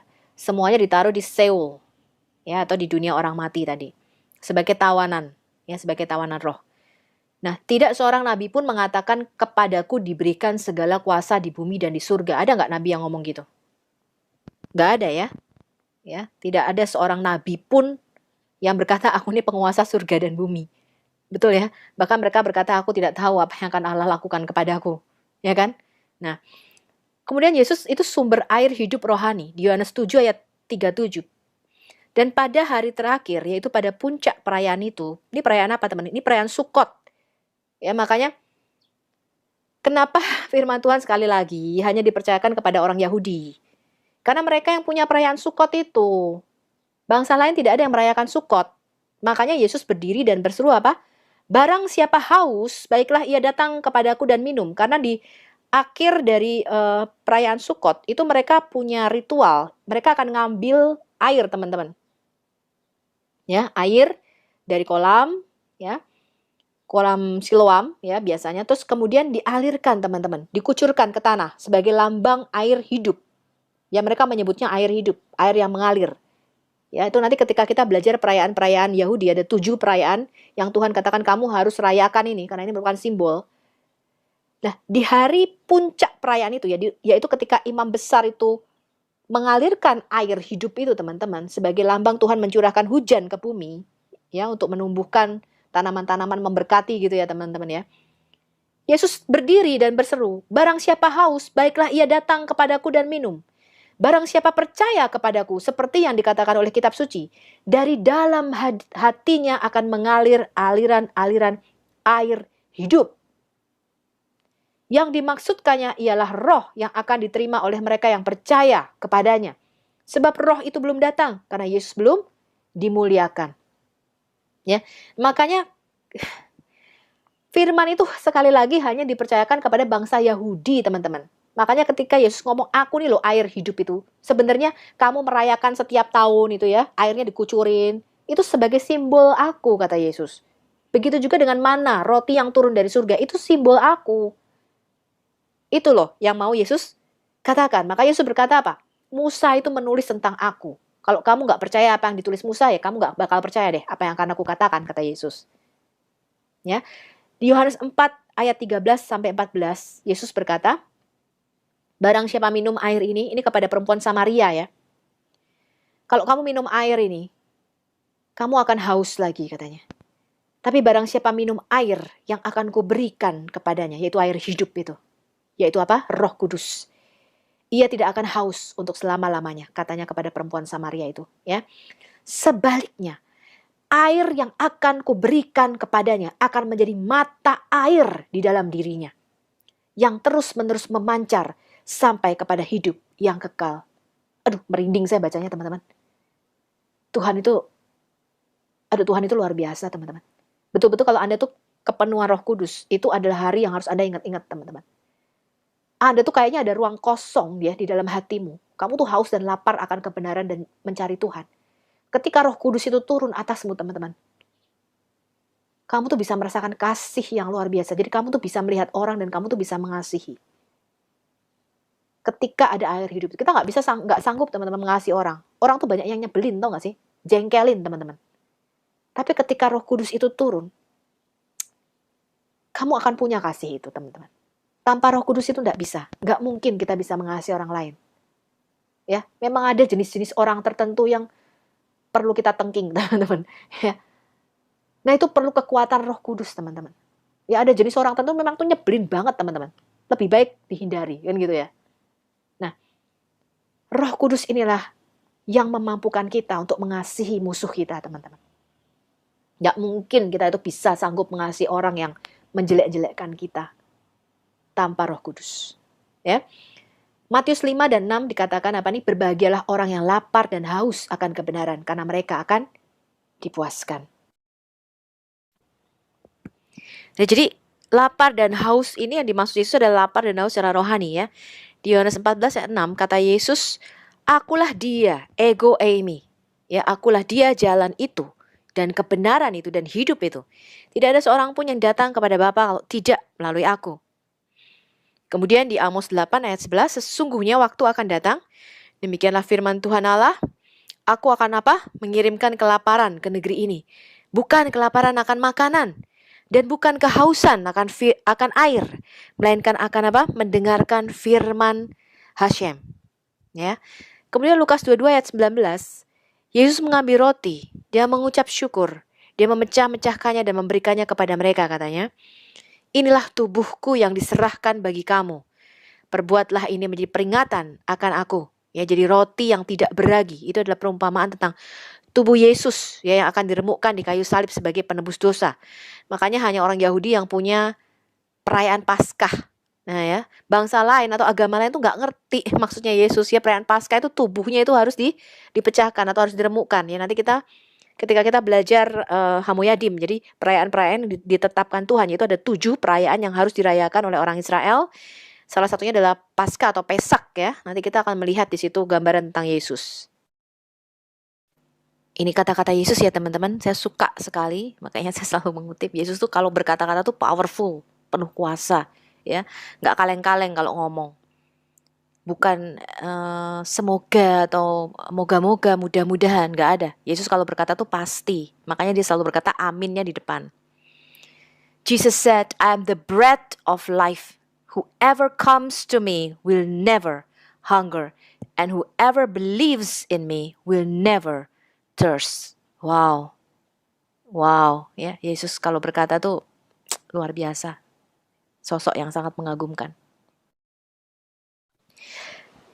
Yesus adalah sumber kehidupan.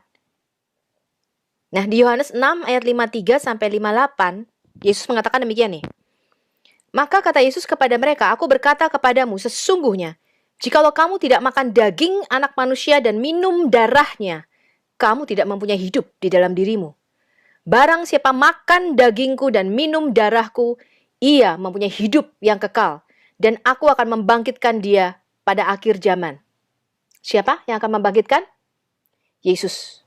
Sebab dagingku adalah benar-benar makanan dan darahku adalah benar-benar minuman. Barang siapa makan dagingku dan minum darahku, ia tinggal di dalam aku dan aku di dalam dia. Sama seperti Bapa yang hidup mengutus aku dan aku hidup oleh Bapa. Demikian juga barang siapa yang memakan aku akan hidup oleh aku. Inilah roti yang telah turun dari surga. Bukan roti seperti yang dimakan nenek moyangmu, mereka telah mati. Barang siapa makan roti ini, ia akan hidup selama-lamanya. Nah, nanti ketika kita membahas go to the Bible, ya dari mulai Kejadian sampai Wahyu, nanti kita akan bahas nih, apa maksudnya Yesus berkata, kamu harus makan dagingku dan minum darahku. Ya, jadi kita harus cerdas ya teman-teman. Maka Yesus berkata apa? Aku mengatakan kepadamu hal-hal yang rohani, supaya kamu tuh menangkap maksudnya. Makanya orang yang tidak punya Roh Kudus dan tidak cerdas rohani, itu susah menangkap kata-kata Yesus. Bingung terus dia tuh, muter terus di sini. Ya. Nah, seluruh sejarah mengatakan Tuhan melarang kita minum darah. Ya, karena di dalam darah itu ada nyawa dan Tuhan mengatakan barang siapa minum darah, aku pasti akan membunuhnya. Dia pasti mati. Ya, makanya kalau kita minum darah binatang apapun, penyakitnya itu ikut masuk, teman-teman. Kan di dalam darah itu sumber segala penyakit, kanker dan sebagainya itu keluarnya dari dalam darah. Nah, ketika Tuhan mengatakan jangan minum darah apapun karena aku telah memberikan darah itu menjadi pendamaian bagi nyawamu, karena darah memberikan pendamaian dengan perantaran nyawa. Dalam satu sejarah, Yesus berdiri dan berkata, dia memegang cawan berisi anggur itu, Dia berkata begini, minum, ini darahku. Ya, nah nanti kita belajar yang namanya the blood atonement, ini sesi khusus. Kita akan bahas secara tuntas dan jelas ya mengenai penebusan oleh karena darah. Jadi Anda harus melihat konsepnya itu dari kitab Kejadian sampai Wahyu. Nah, itu butuh waktu. Anda harus telennya pelan-pelan, teman-teman. Ya, nggak bisa langsung sekaligus ditelen. Makanya saya kasih Anda pelan-pelan per bab. Ya, nanti kita akan belajarnya pelan-pelan tuh. Supaya Anda mengerti konsepnya. Makanya nanti ketika sampai di kitab Yohanes ini, Anda langsung ngerti, oh itu maksudnya Yesus. Gitu, ya. Salah satu nama Allah itu adalah Ar-Razzaq, sang penyedia segala yang rohani dan material. Artinya yang Esa yang menciptakan semua sarana makanan spiritual dan jasmani. Dialah yang menyediakan segala yang dibutuhkan atau rizki. Itu berarti bahwa dia menganugerahkan semua sarana dukungan dan pertumbuhan untuk tubuh, pikiran, dan kehidupan spiritual. Tadi kita lihat ya, Yesus mengatakan, aku ini roti hidup yang turun dari surga. Aku ini terang hidup, apalagi. Aku ini adalah air hidup, kata Yesus. Ya, dia menyediakan semua untuk kebutuhan spiritual kita, pikiran kita, dan apa? Dan tubuh kita. Yesus itu paling tahu loh teman-teman, ketika dia mengatakan kamu harus mengampuni musuhmu. Karena apa? Kepahitan dan dendam itu menyebabkan semua penyakit kanker. Betul nggak? Semua penyakit yang ada di dalam diri kita. Jadi dia tuh tahu bahwa obat untuk jiwa kita ini itu adalah apa?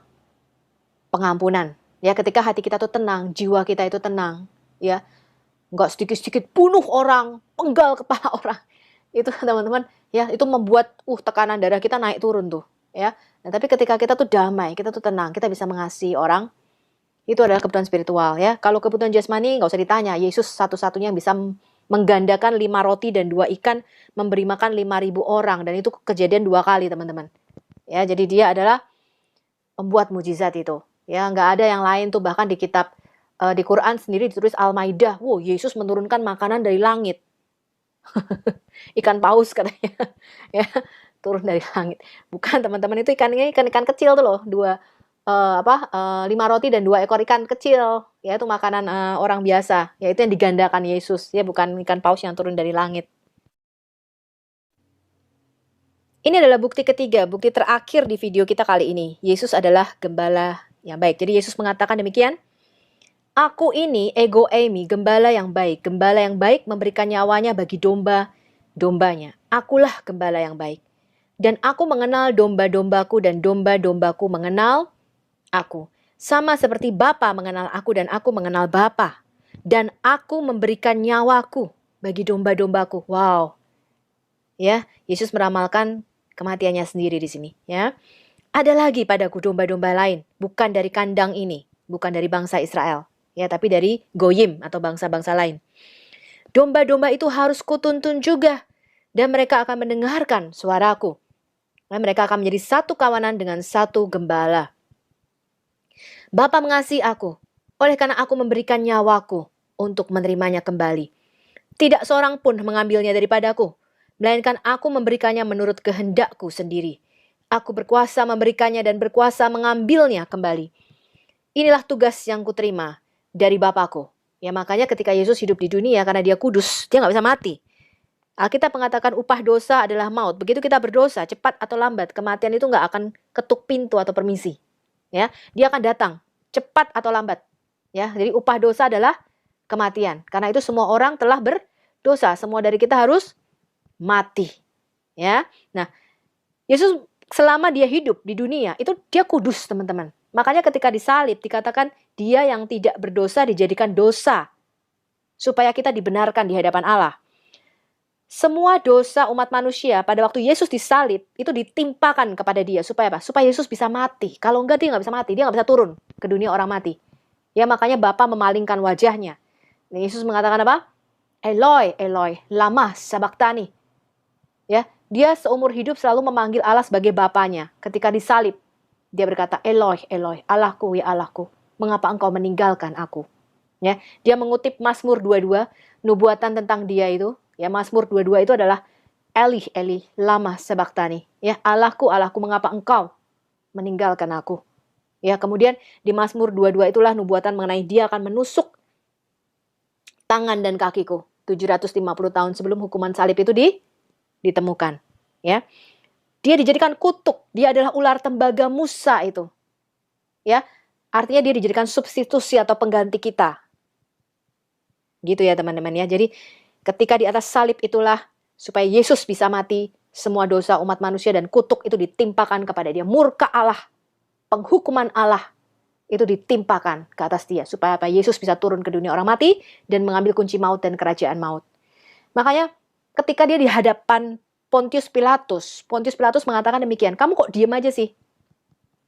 Nubuatan Nabi Yesaya mengatakan dia akan seperti domba yang keluh. Diem aja dia. Ya, yang dibawa ke pembantaian, dia akan diam saja. Dia tidak membuka mulutnya. Ya, dia seperti domba yang keluh katanya, dibawa ke pembantaian. Itu nubuatan Nabi Yesaya. Yesus tuh ketika di hadapan Pontius Pilatus dia diam, dia tidak membela dirinya. Terus Pontius Pilatus mengatakan demikian, mengapa kamu diam saja? Kenapa kamu tidak membela dirimu? Bukankah aku berkuasa? Tidak tahukah kamu bahwa aku berkuasa melepaskan engkau dari hukuman salib ini? Apa jawab Yesus? Pontius Pilatus, kamu tidak mempunyai kuasa apa-apa atas aku, katanya. Kalau kuasa itu tidak diberikan kepadamu dari surga. Supaya apa? Supaya semua nubuatan di kitab nabi-nabi itu digenapi. Bahwa Mesias harus mati, harus menderita, mati, bangkit pada hari yang ketiga. Itu harus terjadi. Tadi Yesus mengatakan, akulah gembala yang baik itu. Tidak ada satupun nabi yang mengatakan dia adalah gembala yang baik. Tapi di dalam kitab Tanak atau di dalam perjanjian lama, siapa sih gembala yang baik itu?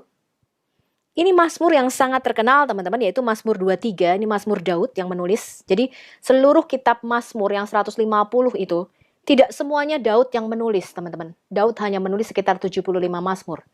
Ya, jadi konsep Quran mengenai Zabur itu diturunkan kepada Daud adalah salah. Ya, karena Zabur itu kumpulan kitab-kitab yang ditulis kurang lebih 1000 tahun. Jadi ada nyanyian Musa di situ, ada Daud ya yang banyak juga, Salomo di situ, kemudian siapa lagi? Bani Asaf, ya, Bani Herman, Bani siapa? Yidutun, itu banyak teman-teman, Mazmur. Itu dikumpulkan kurang lebih dalam rentang waktu 1000 tahun itu kira-kira kitab Mazmur. Ya, jadi terus-menerus dikumpulkan sedikit demi sedikit. Ya, kitab nyanyian atau lagu-lagu atau Zabur. Bahasa Ibraninya namanya kitab Tehilim. Ya, Tehilim, Mazmur itu disebut Tehilim. Nah, di The Dead Sea Scroll, di gulungan laut mati, nanti kita menemukan satu Mazmur ditemukan, yaitu Mazmur 151. Ya, tapi karena nggak komplit ya teman-teman, Mazmur 151. Di kitab kita kan Mazmurnya sampai 150 ya, Tehilimnya sampai 150. Jadi nggak betul kalau Zabur itu diturunkan kepada Daud. Ya, karena kitab Zabur atau kitab Tehilim itu tidak semuanya ditulis oleh Daud. Ya, dikatakan demikian. Yahweh Rohi, Tuhan adalah gembalaku. Yahweh Rohi itu juga Tuhan artinya melihat aku. Takkan kekurangan aku. Tuhan adalah gembalaku. Gitu ya. Takkan kekurangan aku. Dia membaringkan aku di padang yang berumput hijau. Ya, ini bonus ya buat kalian teman-teman saya nyanyi ya. Ia membimbingku ke air yang tenang. Ya, terus apa? Ia membaringkan aku di padang yang berumput hijau. Ia membimbing aku ke air yang tenang, sekalipun aku berjalan di dalam lembah kekelaman. Ya. Aku tidak takut bahaya. Lembah kekelaman ini adalah dunia orang mati, teman-teman. Ya, jadi nanti roh-roh itu akan turun ke lembah kekelaman ini, nunggu di sana sampai Mesias datang, ya. Aku tidak takut. Sebab apa? Kata Daud, gadamu dan tongkatmu, itulah yang menghibur aku. Engkau menyediakan hidangan bagiku di hadapan lawanku. Engkau mengurapi kepalaku dengan minyak, pialaku penuh melimpah. Kebajikan dan kemurahan belaka akan mengikuti aku seumur hidupku. Dan aku akan diam apa? Di dalam rumah Yahweh sepanjang masa. Oke, jadi tadi menurut Daud, gembala yang baik itu adalah Yahweh, ya. Nah, Yesus mengatakan dia Yahweh Rohi, gembala yang baik. Nabi Yeskiel mengatakan apa, teman-teman? Yeskiel 34 ayat 15. Aku sendiri akan menggembalakan domba-dombaku. Tuhan berkata demikian ya. Dan aku akan membiarkan mereka berbaring. Demikianlah firman Elohim Yahweh. Di Yeskiel 34 ayat 23, firman Tuhan mengatakan demikian. Aku akan mengangkat satu orang gembala atas mereka yang akan menggembalakannya, yaitu Daud hambaku. Dia akan menggembalakan mereka dan menjadi gembalanya. Nah, pada waktu Tuhan mengatakan kepada Nabi Yeskiel, aku akan mengangkat satu orang gembala, yaitu Daud. Daud sudah mati, teman-teman. Sudah ratusan tahun dia mati. Ya, setelah nubuatan ini dikatakan. Jadi Daud itu adalah prototipe atau tipologi daripada Mesias. Nanti kita lihat ya. Jadi seluruh kitab-kitab Taurat, kitab-kitab Perjanjian Lama itu merupakan simbol, kiasan, perumpamaan, tipologi daripada Yesus dan kehidupannya. Exactly, tepat. Ya. Daud sudah mati nih pada waktu Tuhan memberikan nubuatan ini kepada Nabi Yeskiel. Ini adalah nubuatan mengenai sang tunas, yaitu anak Daud, yaitu Mesias, ya, yang akan dilahirkan dari keturunan Daud, yang akan menjadi gembala Israel. Ya, makanya Mika 5 ayat 2, Nabi Mikayah mengatakan apa? Engkau, hai Bethlehem, Efrata, hai yang terkecil di antara kaum-kaum Yehuda, daripadamu akan bangkit bagiku seorang yang akan menjadi apa? Gembala Israel, memerintah atas Israel, yang sudah ada sebelum waktu ada, yang ada dari sejak kekekalan. Ya, jadi gembala yang akan lahir di Bethlehem Efrata itu, dia itu keberadaannya sudah ada dari sejak kekal. Nah, teman-teman tuh harus tahu kenapa domba ya, kenapa nggak bebek gitu. Tahu ya, kenapa nggak gembala bebek? Domba itu punya keunikan tersendiri, teman-teman. Jadi kalau Anda pernah tahu, pernah ke Israel ya, atau Anda pernah melihat orang angon domba, beda sama bebek, teman-teman. Kalau bebek tuh angonnya di belakang, betul nggak? Tukang angonnya kan di belakang tuh, dipecuti tuh, biar bebeknya nggak lari ke kanan ke kiri. Tapi kalau domba tuh nggak, gembalanya nggak di belakang. Gembalanya tuh ada di depan. Dan domba itu mengenal suara gembalanya. Ya, jadi ketika gembala itu duduk makan siang, terus domba-domba itu juga merumput, teman-teman. Kecampur nih domba-dombanya nih di Israel. Tapi begitu gembalanya berdiri, dia memberikan siulan gitu ya, atau apa ya, tanda, sinyal gitu ya. Entah dia ngomong apa gitu ya, saya nggak tahu ya teman-teman ya. Ketika gembalanya ini memberikan sinyal, suara, domba itu mengenalinya. Bisa nggak ketuker loh. Dia tahu, oh ini gembalaku. Itu teman-teman, bedanya. Ya. Nah, domba itu hanya mendengarkan suara gembalanya saja. Mereka itu bisa membedakan antara suara gembalanya sama orang lain. Dan mereka tidak akan mengikuti orang lain. Ya, makanya Anda jangan salah gembala, teman-teman. Kalau salah gembala, payah Anda. Ya, berat. Ya. Apalagi gembala kaleng-kaleng yang lari, melarikan diri. Ya, ketika apa? Domba-dombanya tercerai-berai. Dia malah lari menyelamatkan diri sendiri. Makanya saya heran ya, ada orang yang membela ulama-ulama yang lari dari hukum katanya. Kita kan harus melindungi ulama kita loh. Salah. Pemimpin atau gembala itu harus melindungi dombanya. Mosok domba melindungi gembalanya? Ya salah toh rek, kebalik. Gembala itu yang harus menjaga dombanya. Mosok domba melindungi gembalanya? Gimana sih kalian tuh? Ya.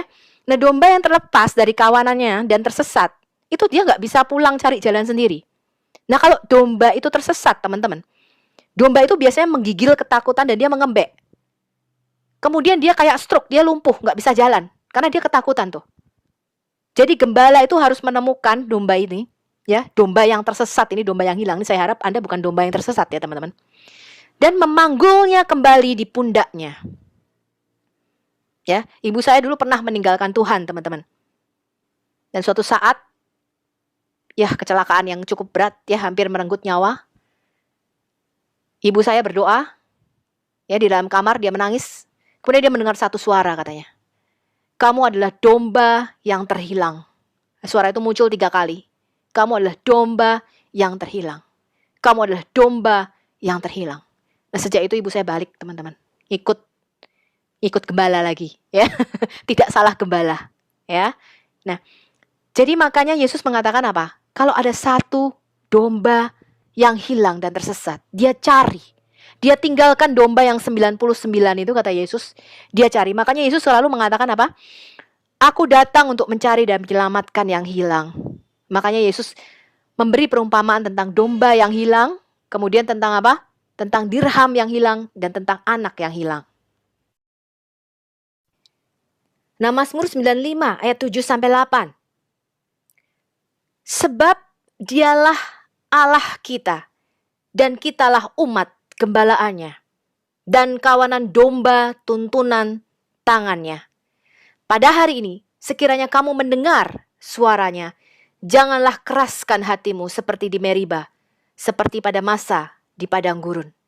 Ya, jadi konsep Yahudi, Tuhan itu adalah gembalanya. Umat Yahudi, umat Israel itu adalah domba tuntunan tangannya. Makanya ketika Yesus mengatakan demikian, di Yohanes 10 ayat 28-33, orang Yahudi tahu. Dan aku memberikan hidup yang kekal kepada mereka. Siapa yang memberikan hidup? Aku, kata Yesus. Dan mereka pasti tidak akan binasa sampai selama-lamanya. Dan seorang pun tidak akan merebut mereka dari tanganku. Bapakku yang memberikan mereka kepadaku lebih besar daripada siapapun. Dan seorang pun tidak dapat merebut mereka dari tangan Bapa. Aku dan Bapa adalah satu. Nah, ketika Yesus mengklaim ini bahwa dia adalah gembala yang baik, kemudian Yesus mengatakan aku memberikan hidup yang kekal, dan dia mengatakan aku dan Bapa adalah satu, echad, ya. Heis di sini ya, heis ya. Heis esti ya, dipakai kata heis esti di sini atau echad. Orang Yahudi itu tahu apa yang Yesus klaim. Makanya orang Yahudi mengambil batu untuk melempari Yesus. Karena kamu tuh menghujat Allah, katanya. Yesus berkata, banyak pekerjaan baik yang berasal dari Bapakku yang kuperlihatkan kepadamu. Pekerjaan manakah di antaranya yang menyebabkan kamu mau melempari aku, kata Yesus. Tapi apa jawab orang-orang Yahudi itu? Bukan karena suatu pekerjaan baik maka kami mau melempari engkau. Melainkan karena engkau menghujat Allah. Dan karena engkau sekalipun hanya seorang manusia saja menyamakan dirimu dengan Allah. Jadi klaim Yesus menyatakan, klaim Muslim yang mengatakan Yesus nggak pernah ngomong kok dia Allah. Lah Yesus tuh mau dilempari batu berkali-kali. Dia berkali-kali mengklaim dirinya Allah. Makanya orang Yahudi menghadapkan Yesus ke Mahkamah Agama, kemudian ke Pontius Pilatus. Karena menuduh Yesus adalah menghujat Allah, blasphemy. Menyamakan dirinya dengan Allah. Yesus tuh berkali-kali menyatakan dirinya dia Allah. Ya, makanya mau dilempari batu dia berkali-kali. Nah, tadi kita sudah melihat Alkitab menggambarkan bahwa Allah adalah gembala yang baik. Yang membaringkan aku di padang yang berumput hijau, dia menuntun ya kita sebagai kawanan dombanya. Yesus mengatakan, aku ini gembala yang baik. Aku memberikan nyawaku bagi domba-dombaku. Yesus juga mengatakan, akulah pintu kepada kawanan domba itu. Barang siapa masuk melalui aku, dia akan masuk mendapati padang berumput hijau, dia akan makan dan dia akan kenyang. Kamu jangan masuk melalui pintu lain, kata Yesus. Ya. Nah, bagaimana dengan Allah? Apakah Allah menuntun orang yang tersesat? Quran surah An-Nisa 4 ayat 88. Di situ Anda bisa baca, maka mengapa kamu terpecah menjadi dua golongan dalam menghadapi orang-orang munafik? Padahal Allah telah membalikkan mereka kepada kekafiran, disebabkan usaha mereka sendiri. Apakah kamu bermaksud memberi petunjuk kepada orang-orang yang telah disesatkan Allah? Barang siapa yang disesatkan Allah, sekali-kali kamu tidak akan mendapatkan jalan untuk memberi petunjuk kepadanya. Quran surah An-Nisa 4 ayat 167-169. Sesungguhnya orang-orang yang kafir dan menghalang-halangi manusia dari jalan Allah benar-benar telah sesat sejauh-jauhnya.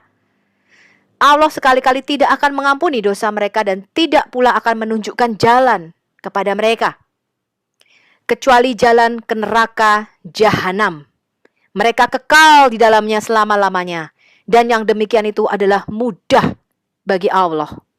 Jadi menurut pandangan Muslim, saya tuh bingung kenapa Muslim itu berusaha memualafkan orang Kristen. Kan kita ini tersesat.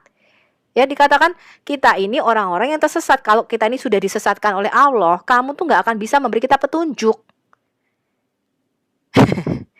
Gitu loh teman-teman. Ya. Lalu, apa itu khairul makirin, yaitu pembuat tipuan terbaik? Quran surah Al-Imran, Quran surah 3 ayat 54. Wa makarru wa makar Allah wallahu khairul makirin. Orang-orang kafir itu membuat tipu daya, dan Allah membalas tipu daya mereka. Ya, berarti Allah menipu, mereka juga dibalas sama Allah, ditipu lagi. Dan Allah adalah sebaik-baiknya pembalas tipu daya. Harusnya Allah adalah sebaik-baiknya pembuat tipu daya, the best of the deceivers. Ya, mereka menipu dan Allah menipu, dan Allah adalah yang terbaik dari semua penipu. Itu harusnya terjemahannya. Ya, kalau Anda terjemahkan langsung, Anda tinggal copy paste, Anda tinggal pakai Google Translate. Ya, Anda copy bahasa Arabnya, Al-Imran 3 ayat 54, kemudian Anda masukkan. Ya, Anda Google langsung, Anda paste. Ayat ini akan berbunyi, mereka licik, dan Tuhan licik, dan Tuhan adalah kelicikan yang terbaik. Makar, membuat rencana yang jahat atau licik. Ini berkonotasi negatif. Jadi kata makar, itu kalau Anda tahu kan, orang memberontak itu apa? Kamu merencanakan makar nih ya kepada negara. Katanya. Kamu mau makar nih, kamu artinya memplot atau merencanakan sesuatu yang negatif. Nah, makanya Muhammad berkata, ya Allah, katanya, buatlah makar atau rencana untukku, katanya, di pihakku. Jadi supaya orang lain, untuk orang lain, ya. Tetapi jangan membuat rencana makar melawan aku, katanya. Ya, jadi Muhammad sendiri ketakutan nih kalau Allah tuh nanti membuat makar untuk dirinya sendiri. Ya. Nah, Mazmur 101 ayat 7 mengatakan apa? Orang yang melakukan tipu daya tidak akan diam di dalam rumahku. Orang yang berbicara dusta tidak akan tegak di depan mataku. Amsal 12 ayat 20. Tipu daya ada di dalam hati orang yang merencanakan kejahatan. Tetapi orang yang menasehatkan kesejahteraan mendapat sukacita. Yohanes 8 ayat 44. Iblislah yang menjadi bapamu, dan kamu ingin melakukan keinginan-keinginan bapamu. Ia adalah pembunuh manusia sejak semula, dan tidak hidup dalam kebenaran, sebab di dalam dia tidak ada kebenaran. Apabila ia berkata dusta, licik atau menipu, ia berkata atas kehendaknya sendiri, sebab ia adalah pendusta dan bapa segala dusta. Kalau tadi dikatakan, barang siapa disesatkan, dia tidak akan mendapatkan petunjuk dari Allah. Bagaimana dengan Yesus? Yeremia 24 ayat 7, Tuhan berkata, Aku akan memberi mereka suatu hati untuk mengenal aku, yaitu bahwa akulah Yahweh. Mereka akan menjadi umatku, dan aku ini akan menjadi Allah mereka, sebab mereka akan bertobat kepadaku dengan segenap hatinya. Jadi Tuhan mengatakan, aku akan memberikan kamu hati yang baru, katanya. Ya.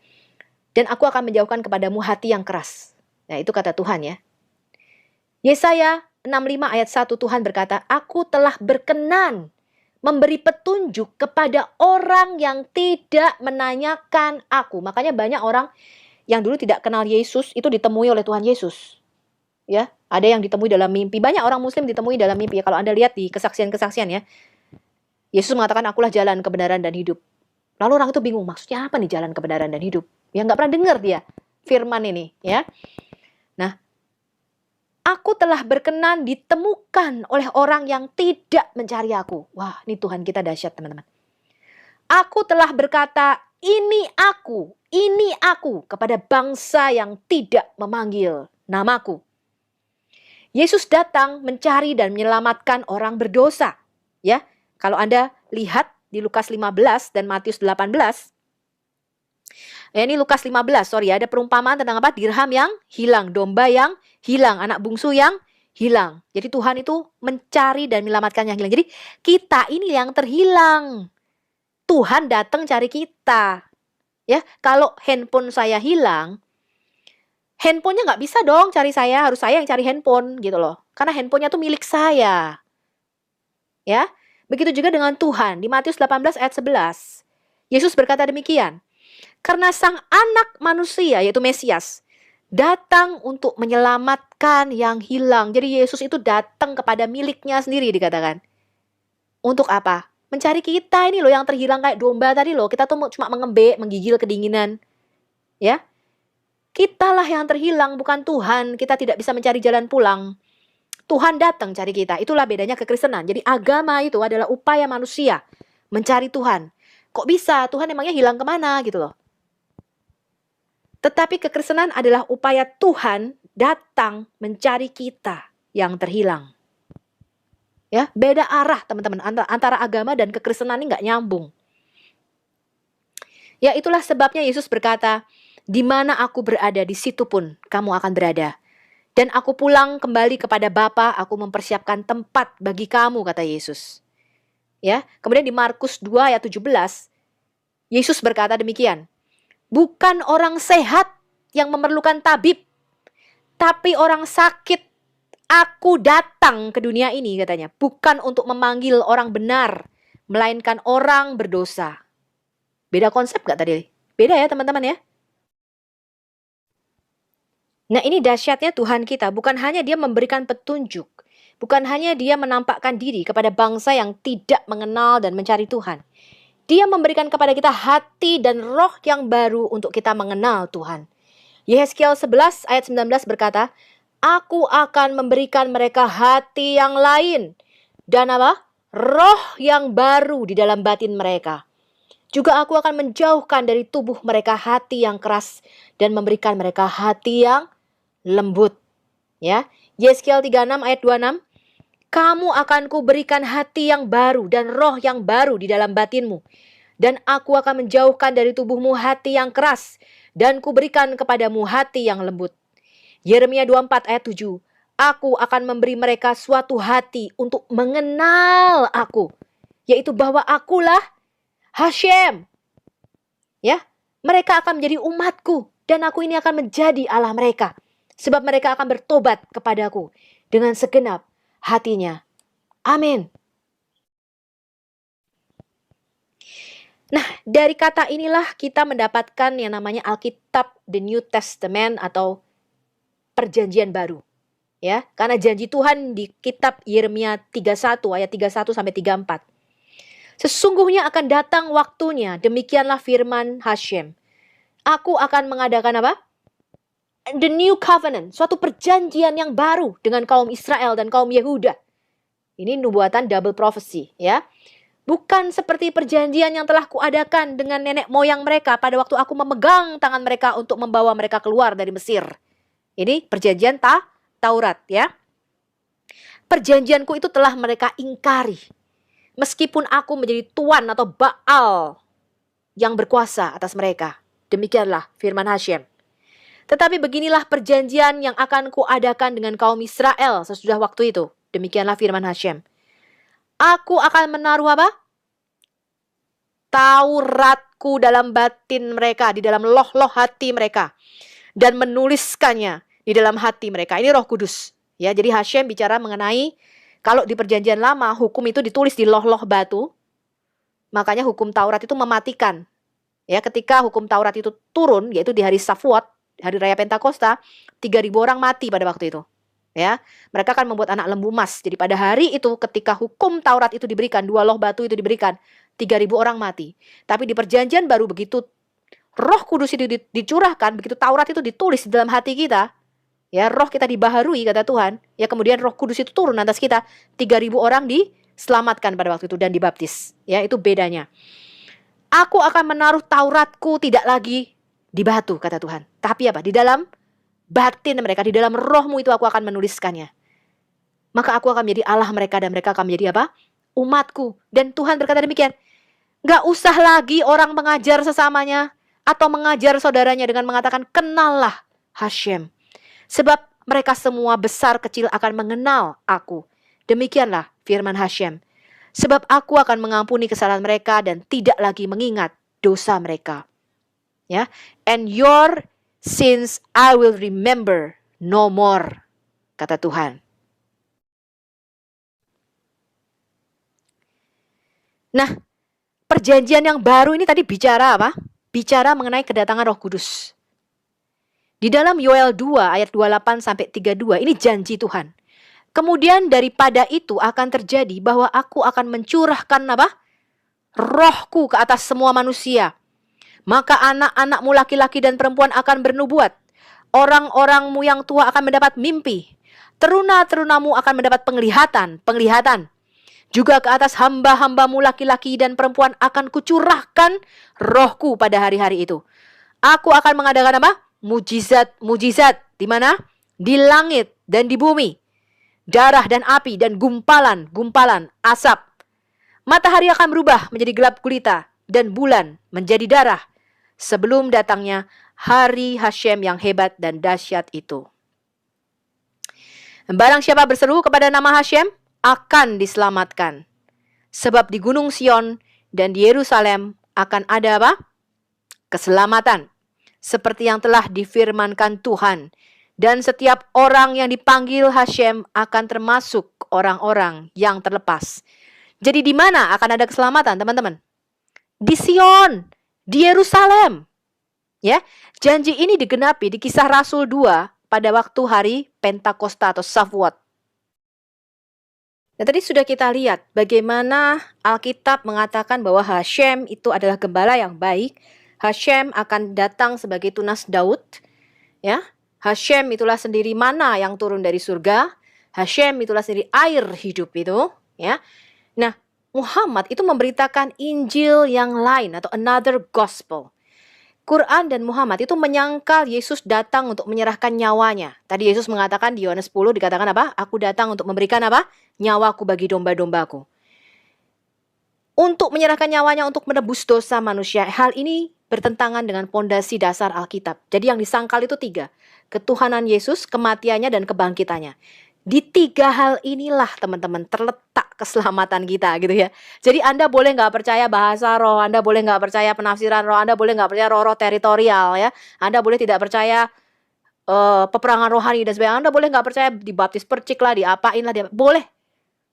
Tapi kalau Anda nggak percaya 3 hal ini, Yesus Tuhan, Yesus mati bagi dosa-dosa kita, dan dia bangkit pada hari ketiga, maka kamu nggak akan bisa diselamatkan. Lah, ketiga hal ini yang menjadi landasan dasar iman kita itu dibalik, ditolak.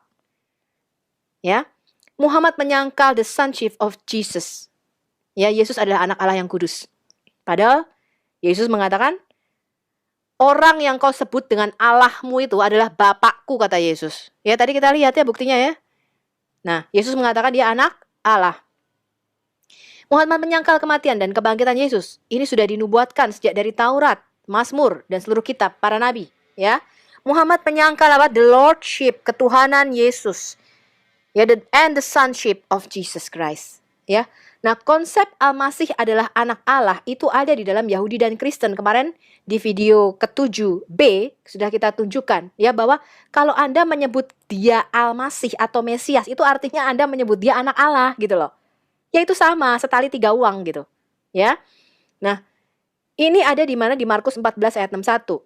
Tetapi Yesus tetap diam dan tidak menjawab apa-apa ketika ia dihadapkan kepada imam besar.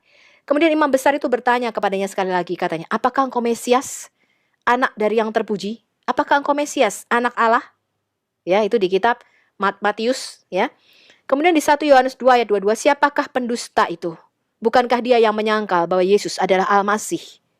Ya, Al-Masih dalam konsep Yahudi adalah anak Allah. Ya, siapa yang menyangkal bahwa Yesus adalah Al-Masih? Dia itu adalah Al-Masih Dajjal, Antikristus. Yaitu dia yang menyangkal siapa? Baik Bapa maupun anak. Jadi Muhammad memberitakan Injil yang lain. Di Galatia 1 ayat 8, tetapi sekalipun kami atau seorang malaikat dari surga yang memberitakan kepada kamu suatu Injil yang berbeda dengan Injil yang telah kami berikan kepadamu apa? Terkutuklah dia. Oke teman-teman, tadi sudah ada 3 bukti. Kita akan lanjutkan ke video 8b. Ya, di mana Yesus mengatakan dia adalah Hashem. Silahkan Anda boleh download dan sharingkan video ini. Semoga menjadi berkat bagi seluruh teman-teman di Indonesia. Yohanes 14 ayat 6 mengatakan, Yesus berkata, akulah jalan dan kebenaran dan hidup. Tidak ada seorang pun yang datang kepada Bapa kalau tidak melalui aku. Marilah kita membawa kabar baik Injil ini ke seluruh pelosok Indonesia, teman-teman. Ya, tarik mereka kembali seperti dari dalam api. Indonesia pasti akan diselamatkan dan Tuhan akan mencurahkan Roh Kudus-Nya atas bangsa ini.